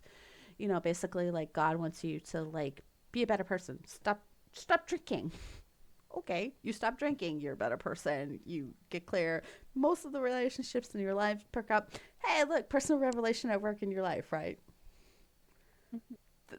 That's how this works. Tom Harrison seems to think that, like, his personal revelation is worth sharing. So he has this stupid book, Visions of Glory, written, and the crazies all flock to it. Yes, Well, that's what people do. exactly. Well, how this also works out is, remember I said Tom Harrison is a therapist and he's recommended by the Mormon Church? Yeah. Well, that brings us to the next topic of conversation. Jody Hildebrandt, who is also, or was also, a therapist recommended by the church for sex addiction, because it's not a puritanical religion without, sex addiction, which doesn't exist, by the way. It's not a legal, it's not an addiction. It's not a recognized addiction by any serious medical or mental health professional. It just, how do you explain it? They just don't agree to it. No, like, serious person who has a mental health degree, social workers, psychologists, psychiatrists, no one with an actual scientific bent to anything that they do with mental health is going to say that you have a sex addiction unless there's a religious angle to it and there's a monetary angle to it. And for Tom Harrison and the psychiatrist who also, like, mentally and physically abused one of his clients and kept him prisoner for 2 years, and Jody Hildebrandt, they're all recommended by the Mormon Church in Utah. So the church is actually responsible for this particular part of the story. Now, Jody Hildebrandt was, until she was arrested, a therapist licensed in the state of Utah, and recommended by the church for couples counseling and individual counseling for both adults and children. Now, how this came to light is Ruby Frankie was a YouTuber, a Mormon YouTuber, and so are her sisters. Her sisters are still vlogging. Their family channels hate them. They're all sucky. But Ruby Yeah, I'm not Frankie, a what? fan of family channel. I'm not a fan of family channels. Well, I know that you've seen Swoop's videos on Ruby Frankie. Oh yes, it's that chick. Okay, now Yeah, I know. so you know exactly who I'm talking about. So she's always been problematic, even before she was hooked up with Jody Hildebrand. But what people don't know is that back in 2020, or I think actually it's 2019, this was a really ominous year for for Mormons, I think. So back then, Ruby started having issues with her oldest son, Chad, who's now 19, or yeah, 19. So we can say his name. I just don't want to talk about their minor children. But Ruby Finke was a YouTuber with a family channel with her husband Kevin and their 6 children called Eight Passengers. Well, they had trouble with their oldest son, Chad, their second oldest child, because their oldest child is Sherry. And through their bishop, they were recommended Jody Hildebrandt. And when even Kevin and Ruby started having marital problems, the bishop was like, well, why don't you as a couple go see Jody? So this, I didn't know this, but this is actually something that's quite common in the church, because the way that a bishop is selected, a bishop has no ecclesiastical training. Not really. Like, it's not like a bishop of like a Baptist church. It's not like my father, who went through years of ecclesiastical learning and counseling himself to get his to become a pastor in the Southern Baptist Church. Yeah. So it's not quite the same. What happens is a member of the church who is of good standing, a man, of course, gets a calling from like the stake president. I want to say, like, he's brought up. The stake president says, I want to like offer you a calling for this position as bishop of your ward. You can decline it. It is optional, because being bishop is kind of a lot of work, because there's a lot of like coordinating with other bishops in the stake, and the stake president, who's like their boss basically. And then the stake president talks to a member of the quorum of 70, and then it goes up and up and up. There's a hierarchy in the church, and it's stupid. But so basically, you can think of a bishop as sort of like the priest of a parish, kind of. Okay. Not quite. Like, he doesn't have any training. He doesn't go to seminary. He's just another member of the ward who's had a calling to come and lead. And what he does is he presides over every week in church, during sacrament meeting. And he also helps with like the priesthood meetings and things like that. So like, he has his assistants who also help. Like, if he has to be out of town for like a wedding or something, and he's gonna miss church, like one of his assistants will be there. So like, he has Okay. like I think the number is 3, because my grandfather also used to be a bishop. So like, you have like your 3 assistants, and then like, if you're not there, they take over. Blah blah blah blah blah. Hmm. Anywho, so like, you go to your bishop, and like, the bishop is the person who recommends if you're worthy enough to go to the temple. And he does it for teenagers, he does it for singles, he does it for married couples. If you're having issues with your marriage, you go talk to the bishop. The bishop will be like, okay, this is something that I can't handle, so I would recommend that you go start marriage counseling. There is somebody that the church recommends, if there's somebody in the area that the church recommends. If not, then he's like, you may have to talk to a secular marriage counselor. Now, little did I know that my grandparents, at the height of the issue in their marriage, they also talked to their bishop about their marriage. Uh, and they had counseling with the bishop, and the bishop wasn't a mental health professional. Funnily enough, my grandfather was. My grandfather was a psychologist. But the bishop recommended that they actually do marriage counseling with a professional, and my grandmother refused. So that's And like a moment where a bishop's like, yeah, you guys need an actual trained person. This is beyond just, yeah, you know. like, I can only do so much, and I can, quote scriptures and everything. But with, you know, you being a former bishop and a psychologist, you already know what I'm about to say. And Mhm. you, as his wife, who has been there by his side during all of this, you also know what I'm about to say. However, I do think that having a third person with enough training is necessary to break through some of the issues that you have with each other, which is It's brilliant, fair. unheard of in the church. Like that sort of like enlightened information just almost never happens. Okay. So like my grandparents get this advice and then my grandmother's like, no, I won't go. So, but Kevin and Ruby, they're smarter. They're like, yeah, sure, we'll go. And then the bishop was like, well, I have this list of approved people, and the first person on this list is a woman named Jody Hildebrand. And they're like, oh, yeah, no, she's seeing our son. Like, that is one. No. Conflict of interest. Very much so. You never, like, absolutely not. So they start Do not seeing cross streams when it comes to therapy, guys. exactly like if you are getting personal therapy and like your partner wants personal therapy, don't recommend your therapist.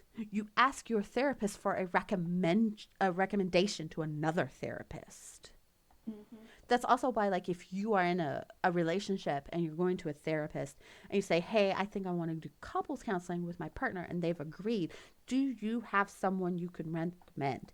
If your therapist says, oh yeah, I do couples therapy, run and report them to the board. Yeah. So uh, Ruby and Kevin do not do that. They start seeing Jody, and like as soon as like they started like their son Chad started seeing Jody, he started to get sadder and sadder and sadder. Like you could see on the camera, like he just got sadder and sadder and sadder. And like they sent him to Anastasi, which is like this wild. Uh, how do I explain this? Literally the worst place on earth. It's a freaking desert in Arizona. They packed him up, sent him to this like behavioral training camp out in the wilderness of Arizona where like he could only have underwear and a sleeping bag. Like this is like It it was a place that was used, I think, for conversion therapy. yeah, it is also used for conversion therapy. Now, from all intents and purposes, I don't think Chad is gay. I think he just hated being on camera and he hated his parents for making him be on camera. And honestly, I think that I understand that way, way too much as I somebody I get it. like, Yeah. you know how much I hate having a camera in my face, right? Because my Yeah, but grandmother you also made, used to model. yeah, Yeah. exactly. My grandmother forced me to model as a child. So I hate having cameras shoved in my face. So like I'm totally sympathetic to Sherry and Chad who no longer want to be like having cameras shoved in their face all the time. So like he became he grew an aversion to it and he became disruptive to like Ruby's plan. So he became like they took away his bed, they took away his bedroom, they made him sleep Well, out yeah, because on a her beanbag.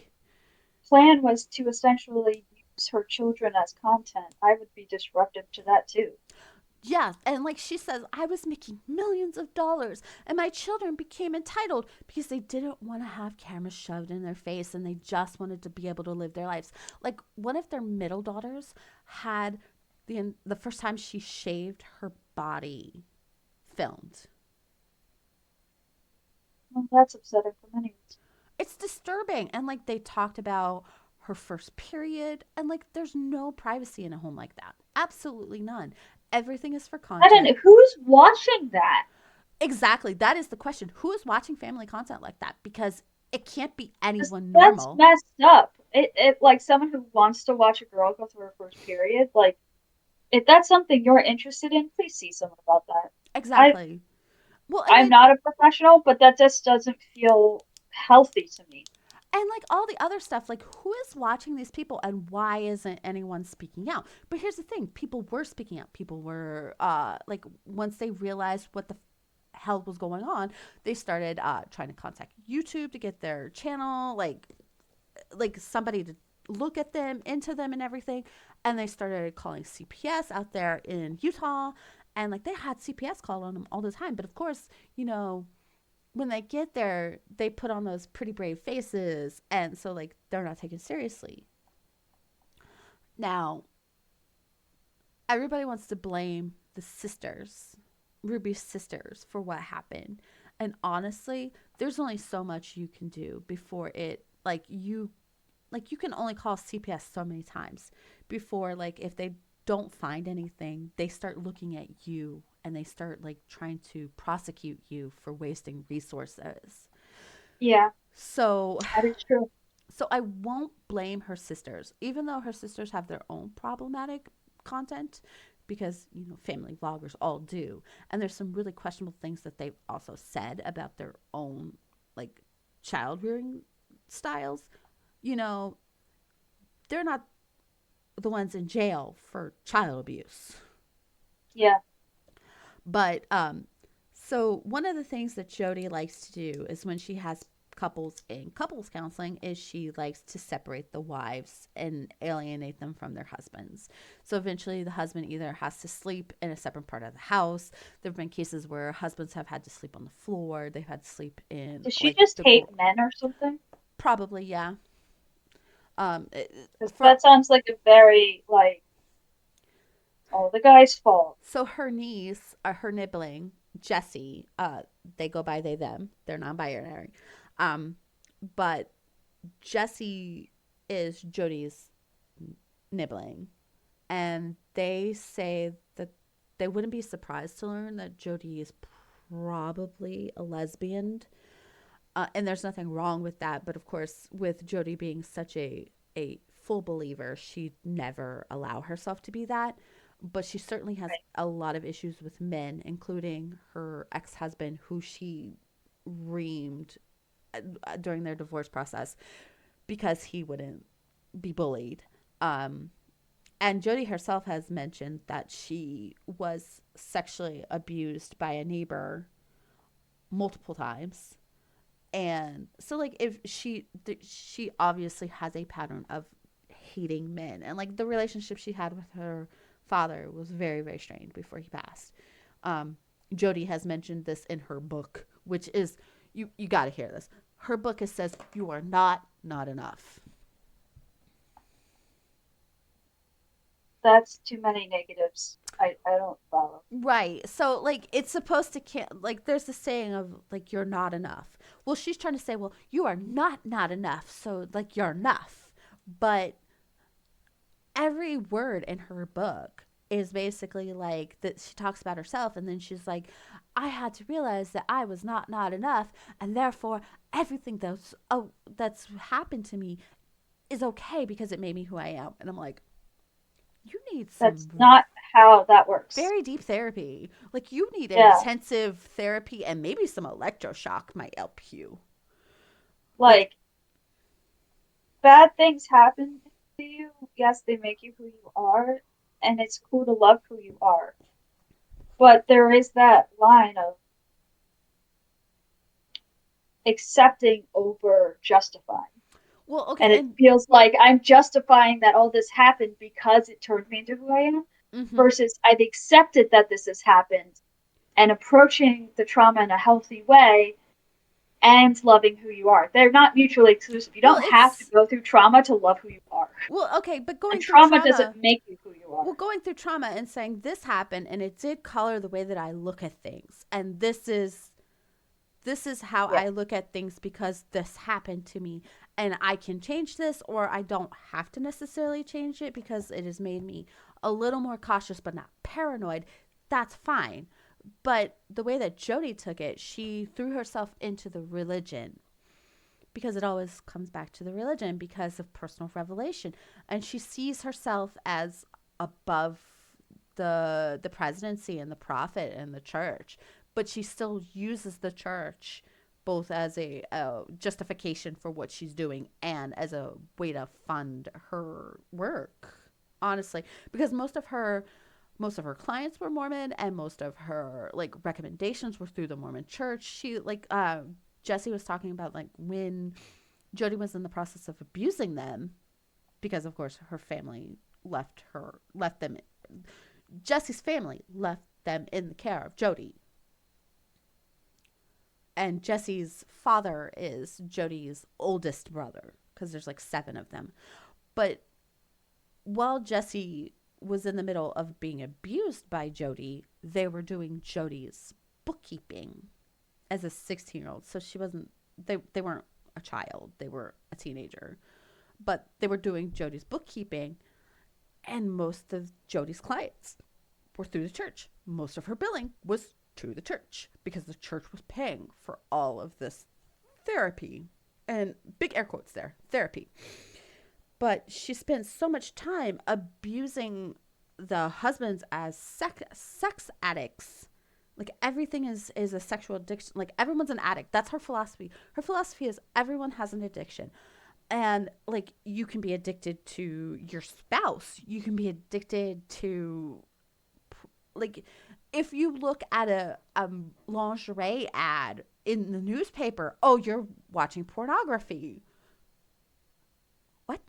Really? I just look at it and go, I wonder how comfortable that Right? Like, is. is It that looks bra nice, but it looks comfortable? like it's kind of digging into the side there.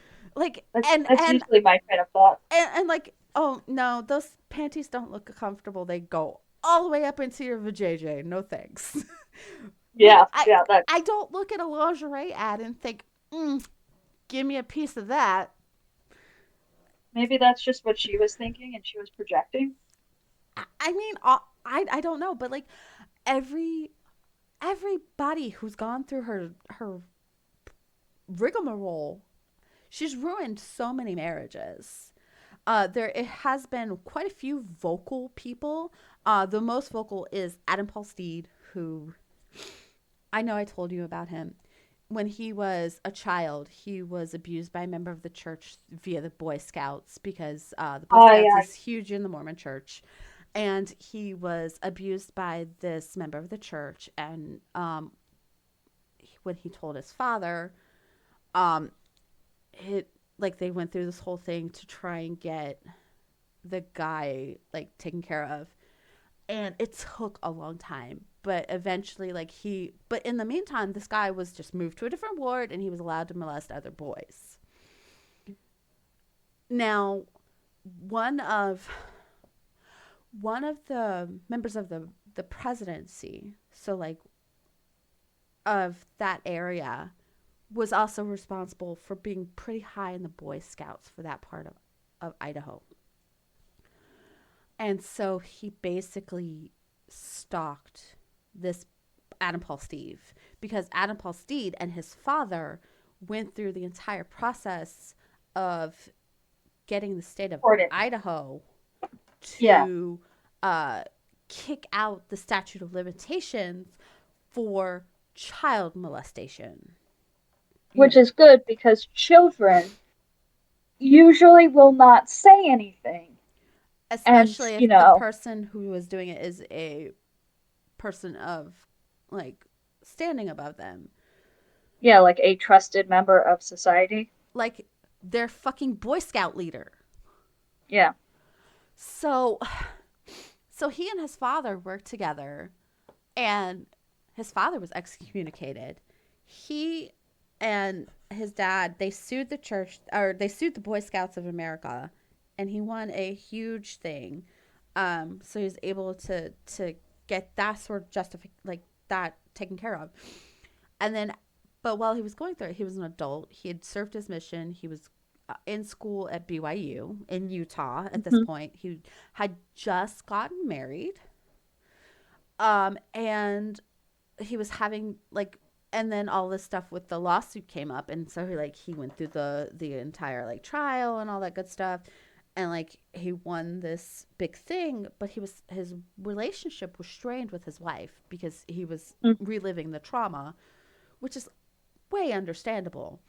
And her not really having any frame of reference for this, didn't know how to deal with it. So the Hmm. bishop recommended him to Jody Hildebrandt as a marriage therapist. And when they first went, everything was great. First couple sessions were fine. He didn't feel like she really listened to him very much, but she was still like attentive, and engaging and very charismatic, evidently, from what all accounts are. Like when you first meet her, she's very charismatic, she's very attentive. She makes you feel like good. So So she's a cult leader. she really is. I mean, that is what a cult leader does. Yeah, that's what I'm just like. Sounds like a cult leader. Right? But eventually, like, she started doing like personal sessions with each, like, the husbands and the wives. Red flag. Red Yeah, I flag, don't think we're sir. supposed to do that. Not supposed to do that. But so it got to the point where, like, she's charging them all this money, like $500 a session, and she wants them to attend like 4 sessions a week. Like, we're talking a lot of money, like so Yeah, much money. And like, yes, he has some money from this lawsuit, but he's also, they have a child. She's pregnant with their second child. They're they have freaking, to like eat and have a mortgage. they have a, they're renting, but he also is paying for his school.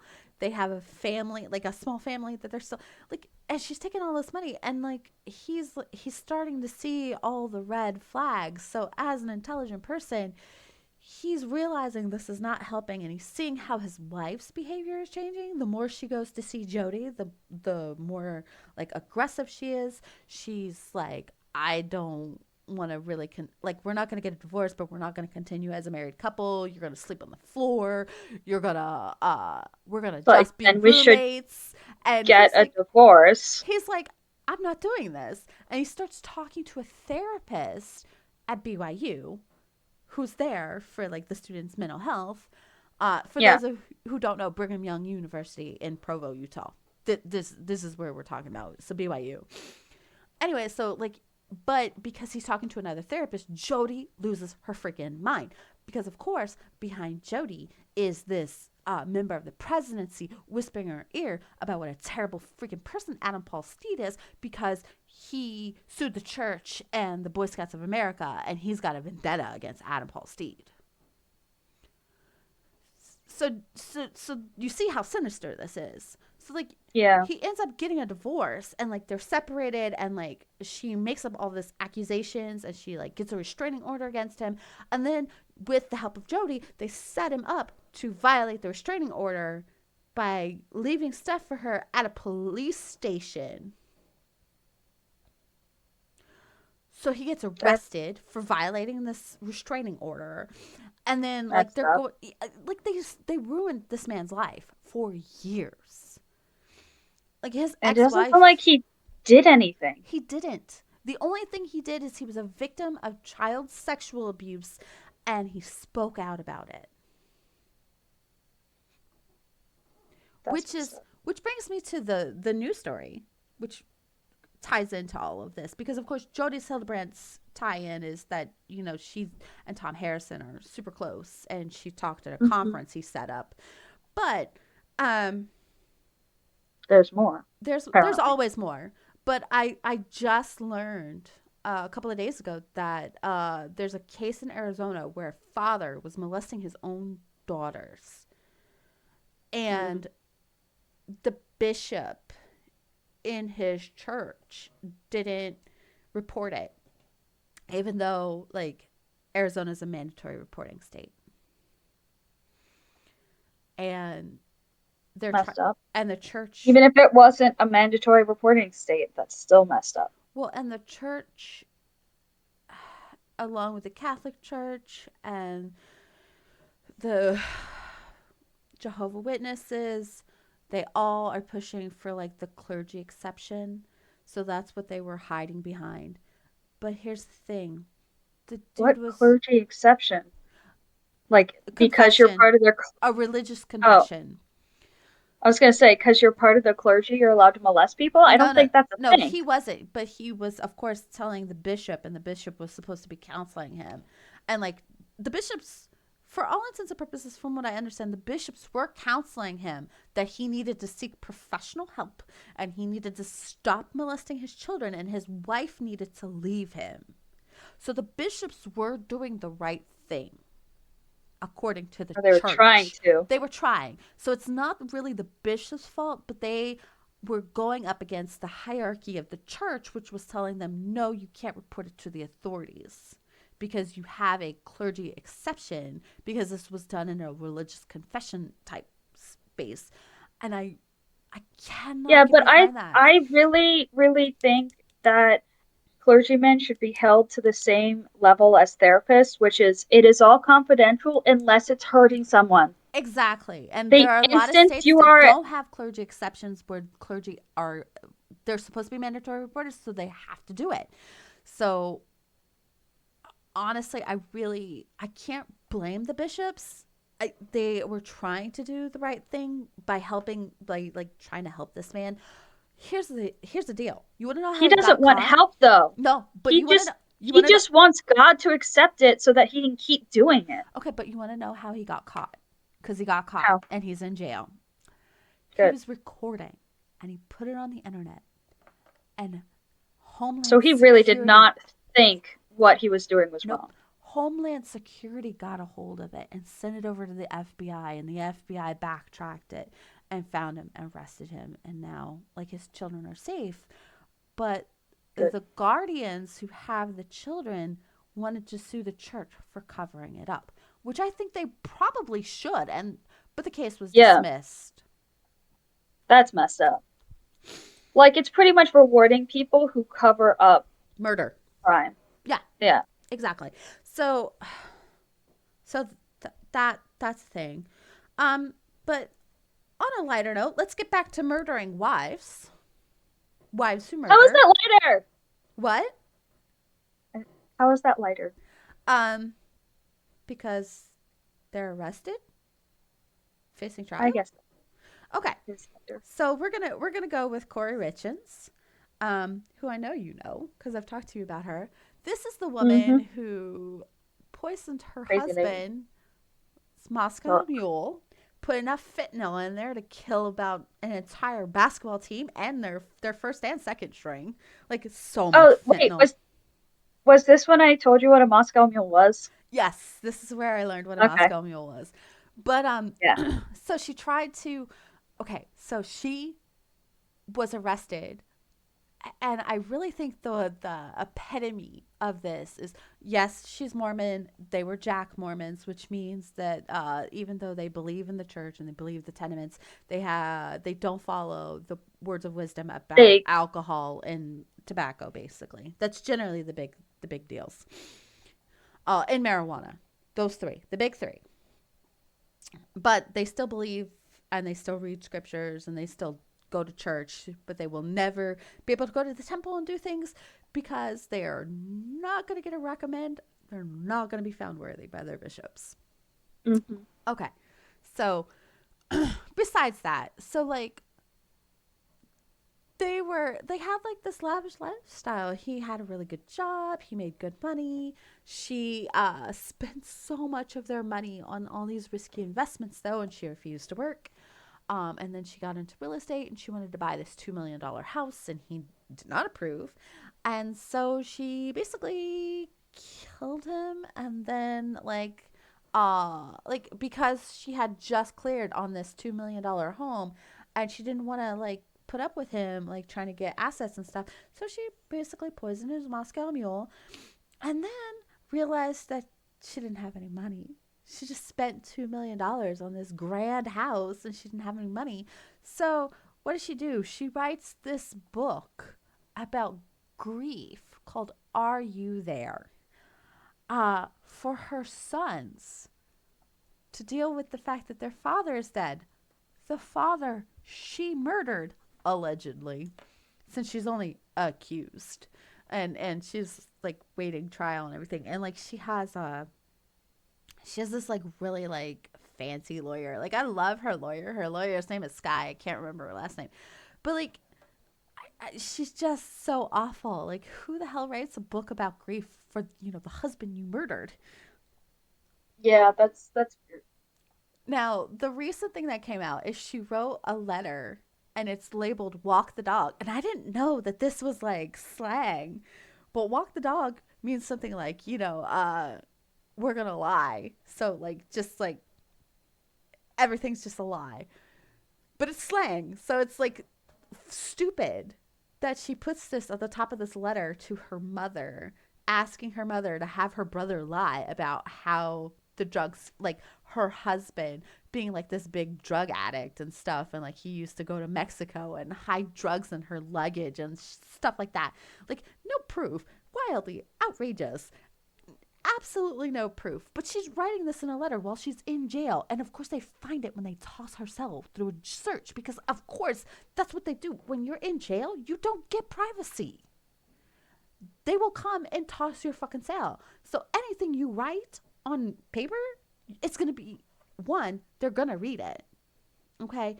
Two, please tell them. Write more. Confess more. You dumb woman. Obviously. So stupid.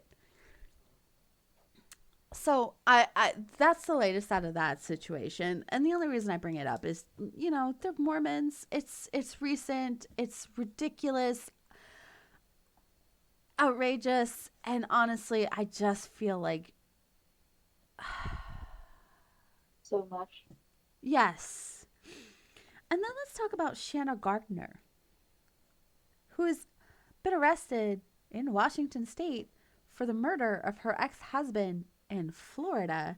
But okay, you have to understand, Shanna Gardner is the daughter and the heiress of the MLM Stampin' Up. The crafting paper crafts MLM. Like her mother founded it, and like her father basically helped her mother with this. Like, so when her sisters were growing up, they were kind of poor, but they were like whatever. Their mom was a stay-at-home mom. But when Shanna was born, her mom had started this like she started the Stampin' Up business. I don't know if it was decidedly an MLM from the start, but it's an MLM now. And of course, MLMs are little cults within the bigger cult of Mormonism out there in Utah, and Utah is a haven for them, like Young Living and doTERRA and LuLaRoe, all of them Mormon cults. Don't kid yourself. Um, Stampin' Up is another one, and so her parents are paying for like her lawyers and everything. Now, what happened is, little Miss Shanna was like a spoiled little rich girl her entire life because, like, by the time she was born and she was old enough to really realize it, her parents had money. And so she got whatever she wanted. And like that was her entire personality, according to people she went to school with, all of her mission companions. They all Her said, personality was just rich girl. "Yeah, that was her personality. Uh, if Boring she personality. if she didn't like it, it didn't happen. She got whatever she wanted. She was used to it. And so what happened was like she met this guy. They went on a date. It was really bad. She didn't like him. He definitely didn't like her. But when she realized that he didn't like her, she spent all of her time and effort of trying to get him. That's weird. It's entitled, right? Like her entire attitude is just entitled. I'm entitled to it because I want it. And because he didn't really like her, she went through all of this effort to get him. So she got him and they got married in the temple. And then she decided she didn't like him because he was boring and all he did was work. And he worked for Microsoft, so he made decent money. He was like an exec in the higher ups, just like in, I think, like in the Florida division or something. But Oh, cool. so like but they had a set of twins who he loved, a boy and a girl, and he loved them a lot. So he put up with Shanna for so long until she cheated on him with da da da da her trainer. That is such a rich person cliche. Right? That is so like it's a story you've heard a million times, right? Yeah. The wife gets bored of the husband and she wants to get back in shape. So she goes and joins a gym and she gets a personal trainer. And because the husband is working and being a father and not paying attention to her, she sleeps with the trainer. It turns out she's like emotionally and verbally and all types of awful, abusive, but Also not surprising. no, not with the this. the attitude we're going with so far. So, of course, he files for divorce, and he's granted a divorce because the church really does still look down on cheating. Really Yeah. does not approve of cheating, especially wives. Wives are not allowed to cheat. Husbands, though, you should forgive him. He's gonna have multiple wives in the hereafter. You should get used to it. Anyway, so It's another messed up. listen, there's. I told you, I'm not a practicing. I grew up in the church. I didn't stay in the church. There's a reason why. But so so they get a divorce. It's acrimonious, like so acrimonious. She and her parents use their money to make his life miserable. They want full custody. They want him to pay a whole bunch of alimony, even though like she basically is getting a stipend from her parents because they're millionaires. Hmm. And so they make his life miserable, but he refuses to give up custody of his kids because he loves his kids. Yeah. Well, So, obviously. yeah, so like He's been he working for his kids. exactly. So like he has them part-time, and he meets a wonderful woman, and she is willing to help him with his children, and she's willing to put up with his crazy awful ex-wife. Like she does everything that a new wife is supposed to do. She's a wonderful person. They end up having two more children. Well, As you Shanna do. Shanna also gets remarried, but she's awful, so her new husband is awful. They're just the worst. And she still doesn't want her ex-husband to have any interactions with the children because she needs to win. Remember what I said about why she went after him in the first place? Yeah, it's too Shanna late. had to beat Jared. Jared could not win. So, It's a really messed up way to look at life, mhm. like your kids' lives. So he had the twins, and he had one of his children with his second wife in the car, and he dropped the twins off at his ex-wife's house, and he's on the road with the baby in the back, and he gets a flat tire. And as he gets out to take a look at the tire, he's shot down The baby's in the car. with the baby in the car. Yeah. So when he didn't No. when he didn't come Sorry, home, that was his panic. it's fine. When he doesn't come home with the kid, the wife panics and she starts calling everywhere, like one does if one cares. And Hmm. for 2 hours, that child was in the back of the car with their dead father. So messed up. Finally, they find him and the baby. And so, like, it's been a couple of years since he was murdered. But she'd been married to him for like 4 years, and she'd been a big figure in the lives of her stepchildren. Hmm. So even though he's dead, she wants to still see the children, and she wants the children to see their sisters, Yeah, her daughters. And so she's going through because all they're of this. family. Right. Well, Shanna is using her parents' money again to fight that the new wife can't see the kids and that she doesn't care because she's a selfish twat. And I feel like that word is probably one of the harsher words I've ever used, but I feel like it applies. Twat. I don't think twat is the harshest word you've ever used. No, but in regards to a person. Um, so like she's fighting everything, but like eventually it turns out that the shooter was the tenant of her husband. And Hmm. like so now she's been arrested, the husband has been arrested, and so has the tenant. And the tenant, I believe how this all came out was that they arrested the tenant for because they traced it back through like fingerprints or something like that. Hmm. And he turned on I Shanna mean, and her husband. And in the good. meantime, in the meantime, this bitch, okay, has moved. Her parents bought her a house in Washington, and she has absconded with the twins to Washington. And when they arrest her, the first thing out of her mouth to her children, I've seen the body cam footage. The first thing out of her mouth to her daughter is, "Don't forget your orders on Instagram." Not Wow. not mommy loves you, not everything's going to be okay, not listen to your grandma, because of course her mother was there with her. Not listen to your grandma, not I don't know what this is about, but I'll make sure that everything's okay. No, not words of assurance, not any sort of orders of what to do with the children. Just make sure you fill your orders out on Instagram. Wow. This woman. But turns out, I didn't tell you about this, but it turns out that her mother filed for custody of the twins because the stepmother still wants the children, of course, because Well, yeah.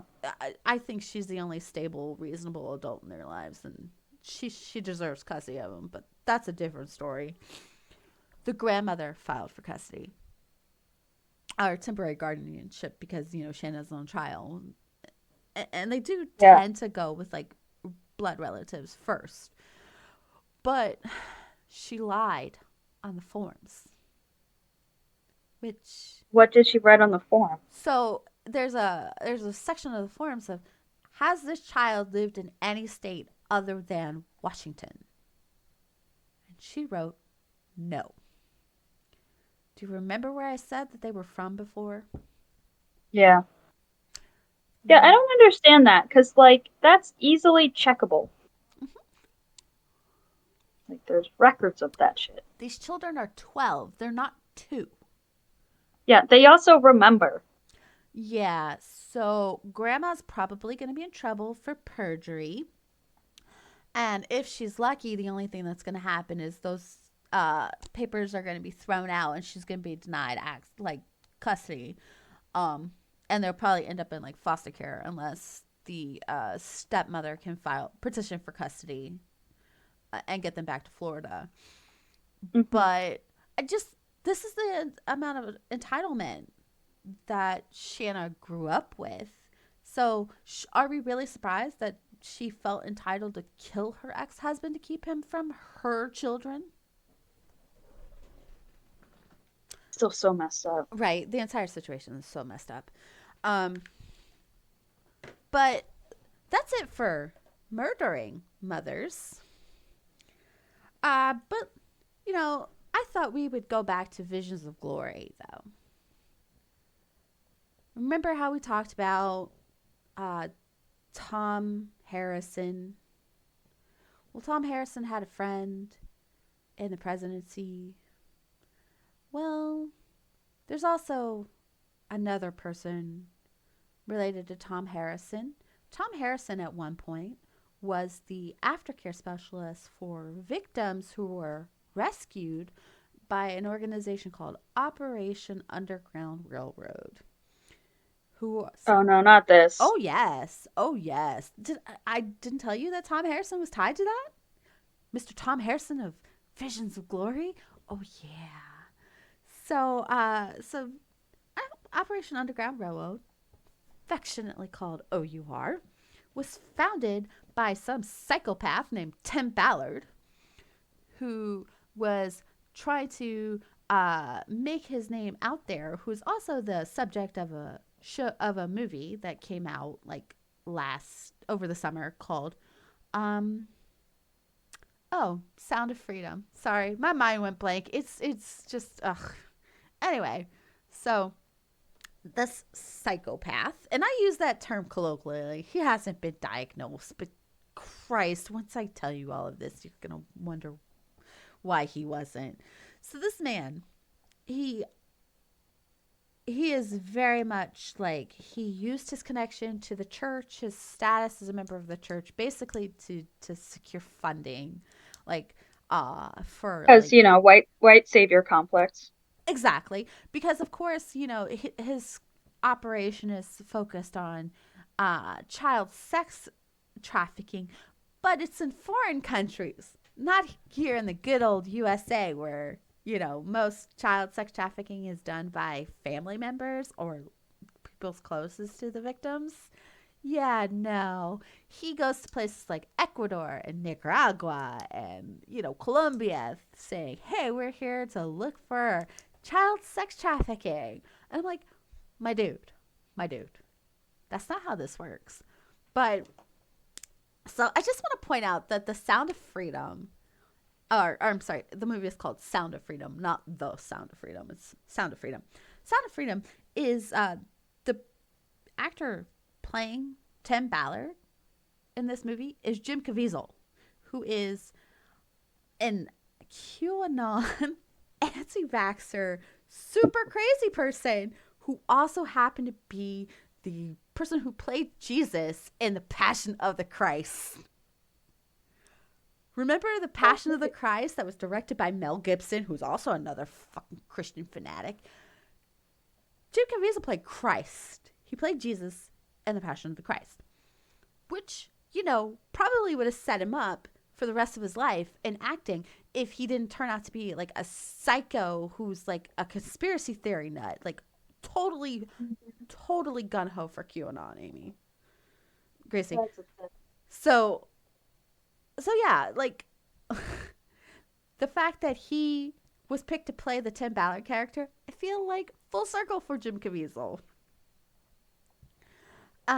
But so like Tim Ballard had sanction from the church under President M. Ballard, who, by the way, not the prophet, he's just one of the apostles.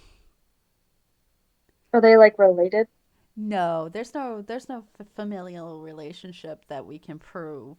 But I mean, to be fair, child sex trafficking is awful. Most people, if you ask them if they're against it, are going to say, yes, I hate it. It's awful.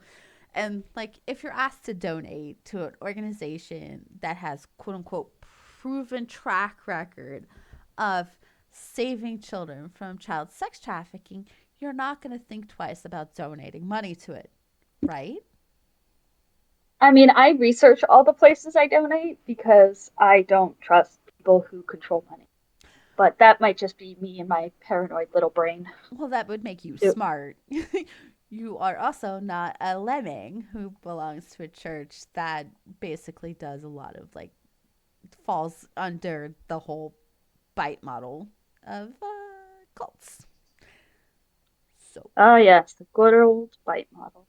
right. And honestly, if you remember what Stephen Hassan said, like once you are in the control of a high control group, like one, it's easier for you to fall into another one, which is why there's so many like Mormon moms and MLMs that fall in under the bite model because it's a comfort thing. This is something you understand. Hmm. People telling you what to think, people telling you what to do, people telling you how to think and what to do, and groupthink, yay, woo. Yeah, It I mean, if tracks. that's your thing, Yeah, then I mean, especially if you're born into it. It's yeah. like a lot of people want to judge people, but like when you're born into the church, it's a lot harder to think outside of the box. The only reason I'm not super gun ho into the church still is because my mother, once she was excommunicated, even though she didn't stop believing, she started searching other things. So, like, while she never stopped believing that the Church of Jesus Christ of Latter day Saints was the one true church and that the scriptures were true, she also had a different perspective. And she encouraged the rest of her children, all of her children, to explore the truth for themselves. Hmm. So, yes, I was born, raised, got baptized, did all the good stuff I was until, like, I even did like temple work as a teenager until my grandmother died. And that's when I started to Hmm. run into issues because I hit depression. And I'm sorry, but the church doesn't tell you how to deal with depression. You're supposed to pray. Yeah. And Doesn't necessarily help when it's a brain thing. yeah, the church is just like pray and, do what you're supposed to do. And I tried that and I tried it until I tried to kill myself. Like there's only so much praying and hoping and ignoring the issue that you can do before it becomes a problem. And I tried to unalive myself. And then I spent a week in a mental hospital where they put me in a nice little padded room with nothing but like, a bed and a blanket, and they said this is all you're allowed, and you're not even allowed your glasses. And I was like, wait, so I can't even see anything? Okay. But then they also gave me therapy, and I was like, oh, therapy is great. And then they were like, oh, you've been suffering from depression forever. Here, have some medication. And I was like, medication is the best thing ever. And then I was like a totally different person. But that's a different story. So like I was able to like see the red flags when they were popping up for the church. And that's why I didn't. But like I grew up wanting, to go on a mission, go to BYU, get married in the temple, have children, none of which I've done. None of which I've done. Um, but I mean, like, when you grow up into it, the level of expectation to follow the mold of everyone else is there. And the groupthink is easy because you can basically just shut off your brain and do what you're like everyone else is doing. And even though it's not like not necessarily what you want to do, it's comfortable and everyone is so happy and welcoming and they love bomb you and they make you feel good when you do the right things that according to them, and when you do the bad things they make you feel really really bad.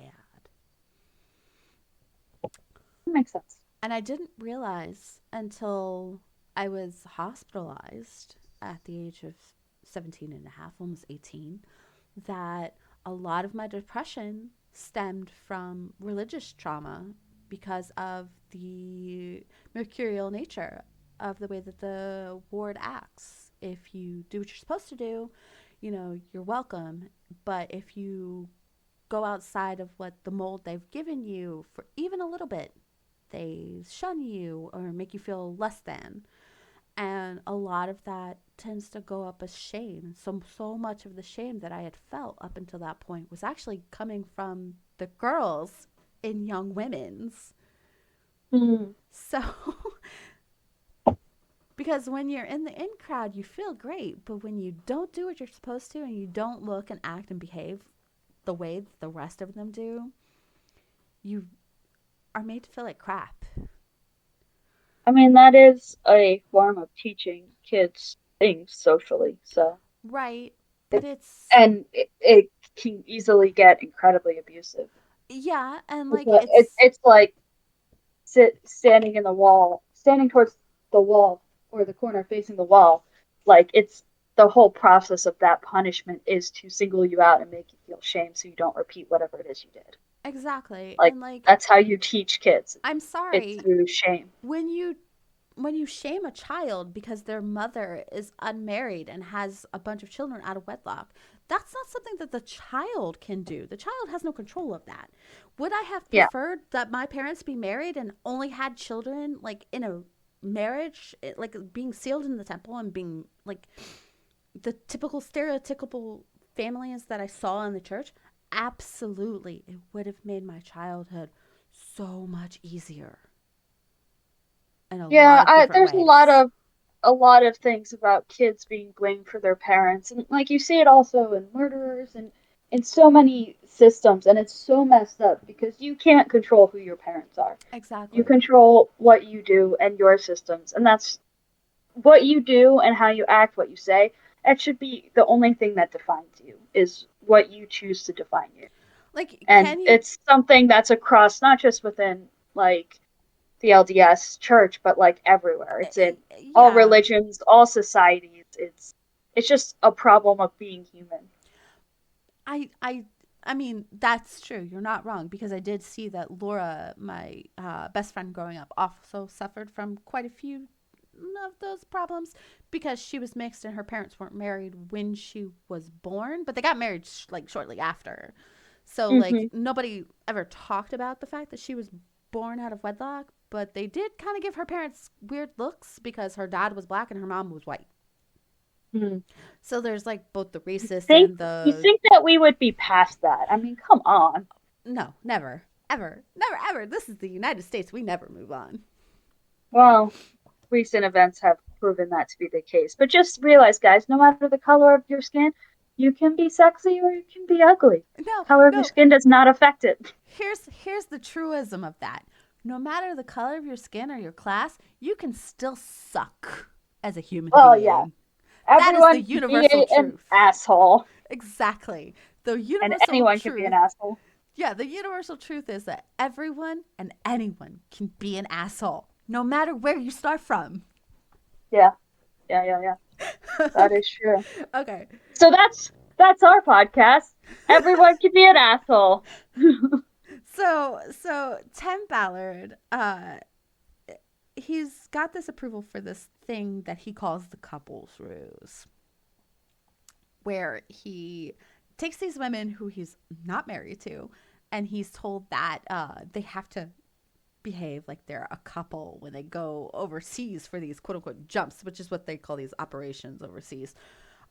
But they're supposed to like act like couples, and they need the women there to like give them a little safety net because like they won't believe them if they're by themselves because there's no way that they can like get involved in all of like these shady situations because they're Mormon men and they don't want to like mess up their like, eternity. So they have these women as like this cover for being able to say no, like, oh, I'd love to, but like my girlfriend's here and she won't allow me to. So if like we could meet a little later, blah blah blah, and then like they meet later, they take the victims and like they turn the bad guys over to the cops.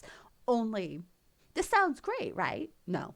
Only this is not what Tim Ballard is doing. Tim Ballard is literally grooming these women, allegedly, all allegedly, okay? Because he's being sued by like so many of his victims. And I think it's spilled over to the church, of course. But he's being sued by his victims for grooming uh, unwanted sexual advances because he was like, oh, well, we have to like dry hump and simulate sex, but we can't have sex. We can kiss each other and French kiss because we have to be able to like see that we have chemistry and we have to shower together. And I'm just like as somebody looking from the outside, I'm like, this doesn't make sense. There's no way that a rational human being actually said yes to this. But then you think about it and they're guilting these women like, how far would you go to help these, these children victims who have no one else to help them? They're literally guilting them with their ability for being good people to do this. Yeah, but showering with someone is not going to save a child. Like, No, they're like, that's we have to do this to prove that so we have weird. chemistry and blah blah blah. And like there's so much coercion and like shame built behind it. And like it's a um it's a general, like it starts small and then works its way up. You know what I mean? Hmm. And so like he starts small, like, oh, we have to kiss. Oh, we have to be able to hold hands. Oh, you have to be able to sit on my lap. Oh, we have to like cuddle in bed. It's gradual. That's what it is. It's a gradual process for them. So like he doesn't outright have sex with these women, but it's kind of close. And there are a couple of photos of him with like these henna tattoos that he like makes these like women draw all over him because he can't have real tattoos because tattoos are looked down by the church, but henna is okay because it washes off. I'm just like, I have tattoos. A lot. I don't, but it's not because I still adhere to the religious thing. It's because I'm a big fucking weenie and I've never been able to get over the whole like fear of letting someone stick me with a needle repeatedly. So like I'm cool. Like I don't judge people who have tattoos. I've grown up like my aunts all have I tattoos. mean, My they're uncle has they're expensive. tattoos. That's the dividing line. I'd have more if I had more money. uh, Yeah, but I mean, like, I'm because just, I have to support, cats and well, you have to house support and your household of food. 5 cats and everyone else. That's Yeah, fine. everyone else who lives here. Yeah. So, but if I had more expendable income, I would have more tattoos. But Tattoos are I cool. don't judge anybody for having tattoos because ink is so personal. Like I can't make that judgment for someone, and I don't care. But the church Yeah. really looks down on it. So like he's like, because he wants to be seen as still a good Mormon boy, he doesn't let them have. He doesn't get permanent tattoos, but he has to have like he has to have some cred, I guess, or something. And so like he has them So draw on these henna tattoos. It's all stupid. It's all just a way to groom these women, and like the women don't really get it because like we're talking like makeup artists and like hairstylists. Like these are women who are not used to these sort of situations, and so they feel like super coerced yeah. into it. And it's just like he's got so many victims of this. Like they're able to sue him, and I hope they win the case honestly because they I deserve I it. will say if I see someone and I see that they're sporting a henna tattoo, I'm not gonna be like, yeah, you got a henna tattoo, you're balling. Well, Like henna, that's not what I'm gonna think of right? because especially because henna is generally used in a lot of religious practices. Well, it's It's also part of the considered, it's part of the Hindi wedding process. Like the yeah, wife, the like, bride is supposed to be covered in henna, like, and her family is supposed yeah, to do that the tattooing, like the day before, the week before, and she was supposed to like carry it, and like if it doesn't smudge, like it's like a sign to, of like their marriage being good.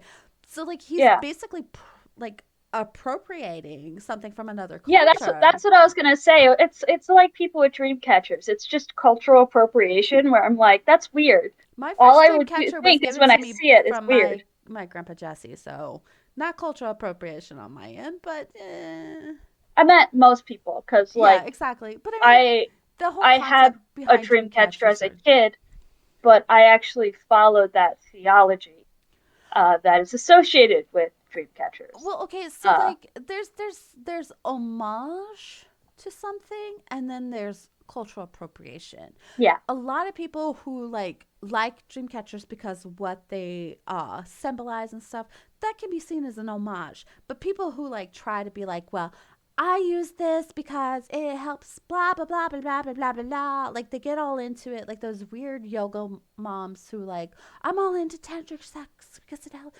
tantric yoga because it makes me feel alive and I get connected with my shakti and all that other. That's cultural appropriation. Stop. yeah, there are lines. Yes, there are many lines. There's a difference between, oh, I got my hair braided, and oh, hey, I got my hair braided into tiny micro braids, which is cultural appropriation. See the difference? Yeah. Anyway, the point is he should not have been using henna for that. No. That's the moral of So the story. so he's being sued. It all came out after this movie came.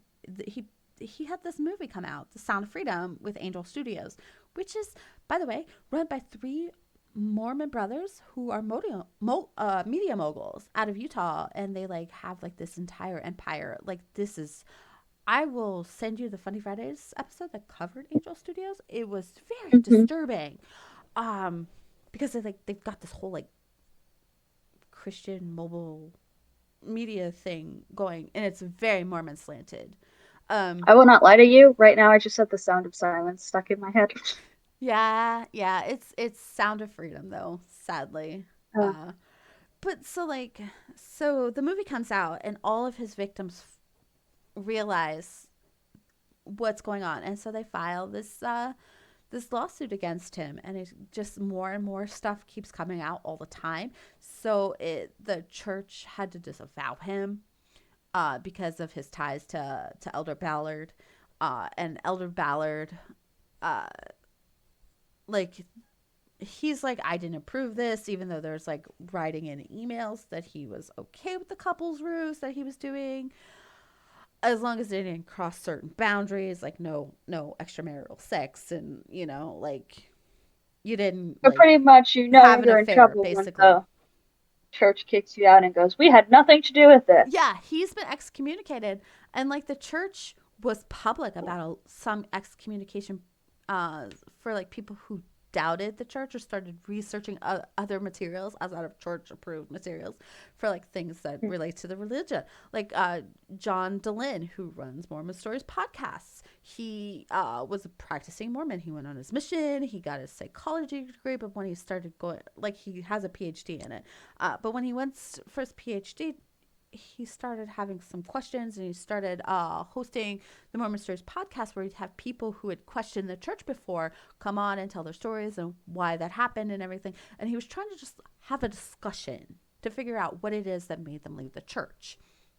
That Yeah. is totally reasonable. And as somebody who's a therapist, that's totally like in his wheelhouse. But the fact that he was doing it as a podcast instead of like a private therapy session is what brought it to the church's attention. And of course, they got their little panties in a twist. So they excommunicated him very, very publicly.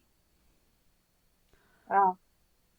But Tim Which is Ballard, weird because I think that if you question your religion, but then come out and continue to believe in it, it makes it stronger and it's a good practice. It's good to question everything exactly. around you because then you become a better, stronger person. Well, how do you know what you believe if you don't question that belief and look for sources Yeah. that are not slanted towards your religion that help back that up? And honestly, that's why like high control groups are so bad. That's why a lot of people who leave the Mormon Church, leave the JWs, like why when they're excommunicated or shunned or whatever, disconnected. Like if you're a Scientologist, if you can't question, maybe what you're involved in is not that good. Yeah. So Yeah, because the worst answer to a question should be no. It shouldn't be the, oh, you asked a question, so you're a horrible person. It's like, no, I just want to know.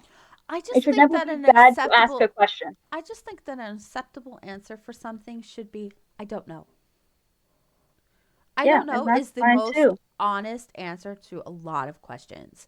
If we could just be comfortable with saying I don't know. I don't know a lot of things. Exactly. Like, is there a God? I don't know. I don't have any tangible proof. A lot of people claim to have been touched and visited by the Holy Spirit. There have been some instances where it's said that, they've had religious visions. Has it happened to me? I can't say that the time that I would claim that I had been visited by the Holy Spirit weren't induced by a lot of like religious indoctrination, though. Hmm. So Or I the power of suggestion, like ghosts. exactly. So I don't know. I don't know. I don't know if God exists.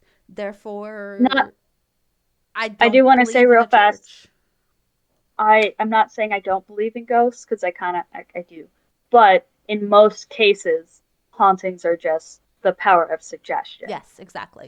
It's like, yes, there are things that can exist and you can believe what you want to believe, but until you take yourself out of certain situations and then go, okay, that was suggestion, but now that I've proven part of it, I can now identify what is real to me. And And what's not. that's kind of, yeah, and that's because there are lines between all of those things. And sometimes, like, I'm actually very sad that my house is not haunted, but I like to, say that when my cats dash across the house, they're chasing a ghost. Probably not what's happening. They're probably just playing or chasing a fly, but it's still just like sometimes I'll think that and I'll get in my own head and walk back into my room and see my robe on the door and freak out because it looks like a person. I don't know, It's Amy. not, I don't know. There's a couple of but times where Colette has gone off on her little like ghost hunting, and she's definitely seeing something that's not there. okay, well, all the ghosts in our house are nice then. We don't have Let's any just bad say entities, if we're but being haunted, they're the nicest ghosts ever. They even put up with Colette and her weird ghost hunting. yeah, yeah. The But the cats are special ghost hunters. okay, But anyways, so yeah. back on But I'm topic. 100% freaked myself out, and I know I do it. But yes, So back on. so he's been excommunicated, and the church hasn't talked about it. And so, like, there's been no confirmation on the church's side. And of course, Tim Ballard's lying. But there have been still bishops who are in the church, but they're questioning. They have access to this information about, like, there's this database that bishops can use to, like, move, like, say you have a family that moves into your ward from a different ward. Well, you can Hmm. access this database to transfer their records from the other ward into this ward. So you can like set them up and see if like they're set up, like if they're ready for like a calling and things like that. So so they go into the records to go find the Ballard family in wherever Utah he is, and his name doesn't appear. His wife does. Oh, The name of their 5 children do, but not his. And you want to know who's listed as head of household for his family? it was like His wife. You want to know how often that happens? never. Exactly. So Tim Ballard is no longer a practicing member of the Church of Mormon of Jesus Christ of Latter-day Saints, no matter what he says. But he's still gonna run for U.S. Senate to take over Mitt Romney's seat. Hmm. That's upsetting. It is.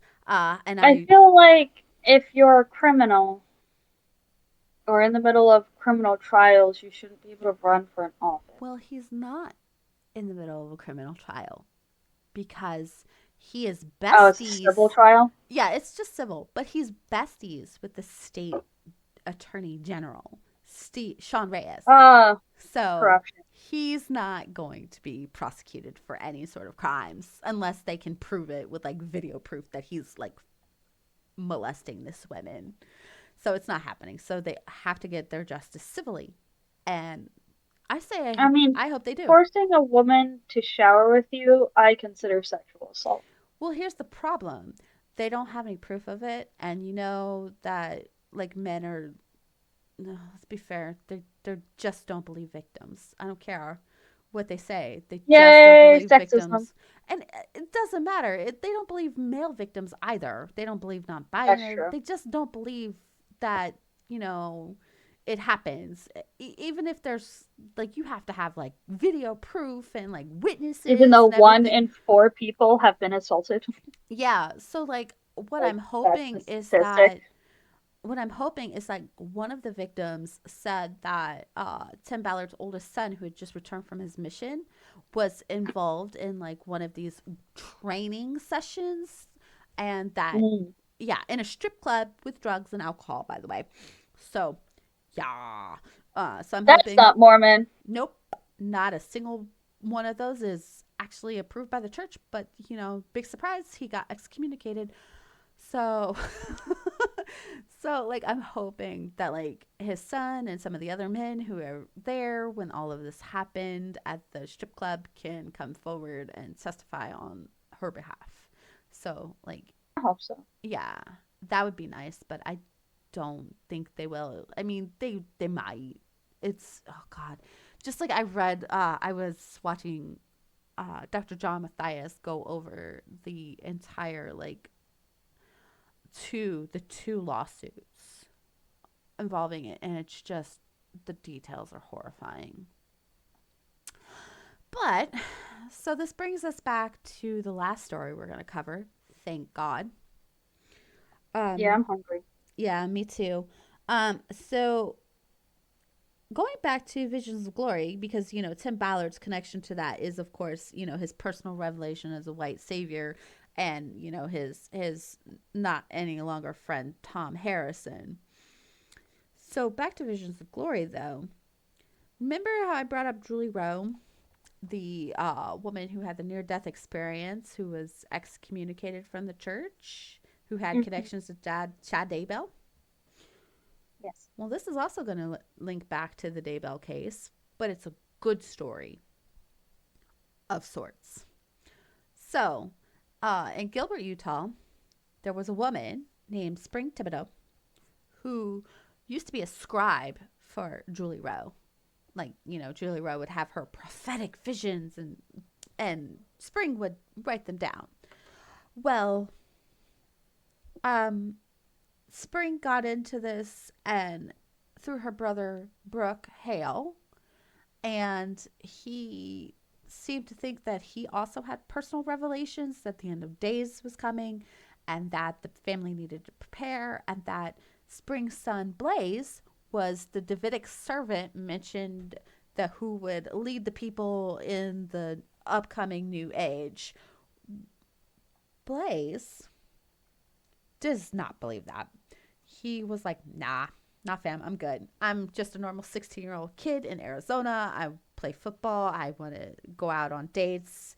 I am a normal person. And like his father also appears to be a rational, normal human being. Imagine that. Unfortunately, Yeah, sounds crazy. Brooke and Spring managed to indoctrinate Blaze's older sister, Abby, who was recently married to this really nice looking guy. Like, if you saw a picture of them, they're just two normal white people holding hands who are recently married. They look super duper happy. Just normal white, young white people who have returned from their mission and graduated college. Hmm. Well, Abby is a little religious fanatic. Her new husband was kind of worried. Spring's husband, Ben, was also worried, Blaze's dad. And he tried to talk to Spring, tried to get her help. She refused. He started to get really worried, and so he started to make moves to separate from her. And as soon as he did that, Spring and her brother Brooke and Abby, they kidnapped Blaze because they need their Davidic servant. And they kidnap him and fly him to Utah. And then from Utah, or not Utah, they fly him to Idaho. They fly him to Boise. And then from Boise, they get in a car and they start driving north, uh, all the way to the border with Alaska. So like they're up in the Okay. north, they're in the Northwest province. So that's fun. Um, well, the thing is that Ben's a good dad, and he was worried about both of his children. But of course, Abby's an adult, so he can't do anything about that. However, Hmm. Blaze is still a minor, and he knew Blaze was not fond of this information. He was not going to go with his uncle and his mother like willingly, so he had to have been kidnapped. Well, he'd already filed for divorce, so he filed for full custody of his son. And Gilbert, Arizona, where Lori Vallow was when she killed her husband, Charles Vallow, they learned that lesson, and they filed an arrest warrant for her for custodial interference. Because there was, of course, this case going for custody over Blaze. And when one parent disappears with a child in the midst of a custody trial, that's custodial Touch. interference, and That says probably touch. like, yeah, Kidnapping. that's a great way to guarantee you will never see your kid again. So Yeah. they were smart. They filed this arrest warrant super super quick for both for Brooke and Spring. They weren't quite certain what Abby's role was in it, so she was just a person of interest, but definitely for the mom and the uncle. Well, it turns out that before Brooke started all this, he started like his family had fallen apart, and he started like writing a will and giving away some things to like his kids and telling them he loved them, that he probably won't see them anymore. Really alarming things. Yeah, I And was gonna say that does not sound good. right, like, and so like Ben was really worried when he started to learn this information out. And then he started to piece that his wife was purchasing winter snow gear. Keep in mind, they live in freaking Arizona. They live in Gilbert, Arizona, which is right outside of Phoenix. Yeah. So he was alarmed. It's not like they live in Utah or even in Tucson, Arizona, which is like up in the mountains. They live outside of Phoenix, which is like pretty flat and all sand and desert. Um, so he Hmm. started to freak out, and they issued this arrest warrant, and then they like start looking for her. And a couple of days after the arrest warrant was filed, they find Brooke, hey, Spring, Brooke Hale, Spring Thibodeau, Abby, I can't remember what her new name is, but Abby Thibodeau, and Blaze Thibodeau, all alive, all near the Canadian and Alaskan border. They arrest everyone, and Blaze is now back with his father. Happy, happy, happy, back in Arizona. So we don't have to worry about a new murdered child. Yay! That's good. That's the good story. The good story is that we don't have another Lori Vallow case on the hands, and that Blaze is now returned back with his father, and he is safe and will probably need therapy for a while, but he'll make it through. But yep, yep. And honestly, all of these situations. Do you know how many of these situations the church has actually addressed? I assume none. Two. You want to know what And two they're of those are? addressing it as they're addressing it, just excommunicating people. They've addressed the Tim Ballard situation by not mentioning that they've excommunicated him, but saying that he has no ties to the church leadership and that Elder Ballard disavows any sort of relationship with Tim Ballard, and that they never condoned. So they're lying. Mm-hmm. And they've addressed the child sex abuse scandal in Arizona by saying that they have clergy exemption from the mandatory reporting and they can't control everyone, and that this is unfortunate, but the church shouldn't be sued for following the law. Wow. Are you That's surprised? no, Oh but wait, it's still sad.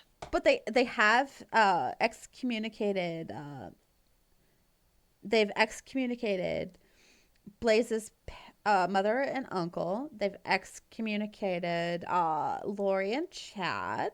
So both of the Doomsday things have been excommunicated. Tim Ballard's been excommunicated. Ruby Frank and Jody Hildebrandt have not been excommunicated, but the church has been really, really quiet about that. Uh, Mm-hmm. uh, Jody. Oh, and just so everyone knows, Jody Hildebrandt was allowed to. They instead of like just like revoking her license to practice therapy in Utah, they allowed her to surrender her license, which What's the difference? one is seen as her willingly giving it up, and the other one is a punishment. So they graciously allowed her to turn in her license to practice instead of revoking it completely. Although I have heard from other practitioners of mental health in the state of Utah Mm-hmm. that it is notoriously difficult to have even your license suspended in that state, even though she had her license suspended back in 2012 because of what she did to Adam Paul Steed. She had to suspend it for 18 months. And then after that, she was able to practice on her own. No supervision whatsoever. No one checked in on her or her clients after that, even though she had already found that she was going to violate patient confidentiality. Because what happened to him, what she did that got her license suspended, was having Mm-hmm. an unnatural relationship with Adam Paul Steed's wife. And we're not talking like sex because Jodie Hildebrandt is too repressed to acknowledge that she's probably gay, which, whatever. But she had a client working for her. And the licensing board was like, well, no, that's wrong. Even though she breached patient confidentiality and told the ethics board of BYU that Adam Paul Steed had a pornography addiction and that he was molesting his child, even though that was not happening at all. And then they also told his Sorry. bishop, so like he got like in trouble with the church and with BYU, and he was not allowed to return back to college, finish his degree. By the way, he was going for a medical Oh wow. degree. He's going to become a doctor, and she screwed over his life. It's a So shame. We need more doctors. exactly, like the world needs more doctors. Stop. But So she did get her license revoked for basically lying to him or lying about him to like people, things that weren't said, like patient breaching patient confidentiality. No, she was had her license suspended for having an unnatural relationship with a client, and she was only suspended for 18 months, and then she went right back to practicing, and then she went right back to hiring clients to work for her while giving them therapy, because that's exactly what she was doing to Ruby Frankie when they were arrested for child abuse of Ruby's two children.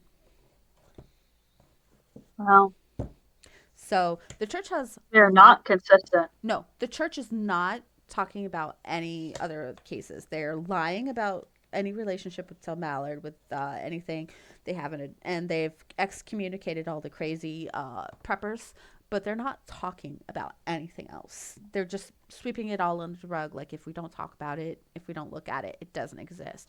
And I have a problem with that. And it's not just because I have a problem with the church. I do have a problem with the church, but this is one of the reasons why I have a problem with organized religions in general.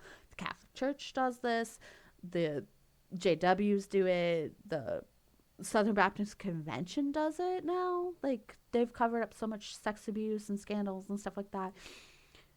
But the church wants to be better than everyone. But they're no better than anyone. They're trying to Maybe be. they just need to stop being so repressed and people would stop like making sex crimes or whatever. Well, I mean, they're supposed to be Latter day Saints, but they're just as dirty and human as the rest of us. So I really think I'm over the hypocrisy. But, and the church has a lot to answer for. A lot. Because a lot of this is based off of stuff that comes from the church. So this is where I nope out because we need food. And I'm actually really upset at this point. Yeah. Let's go get some of that aggression. Well, until next week, everybody, this is Gigi, And Gracie, and we're out. See ya. so far.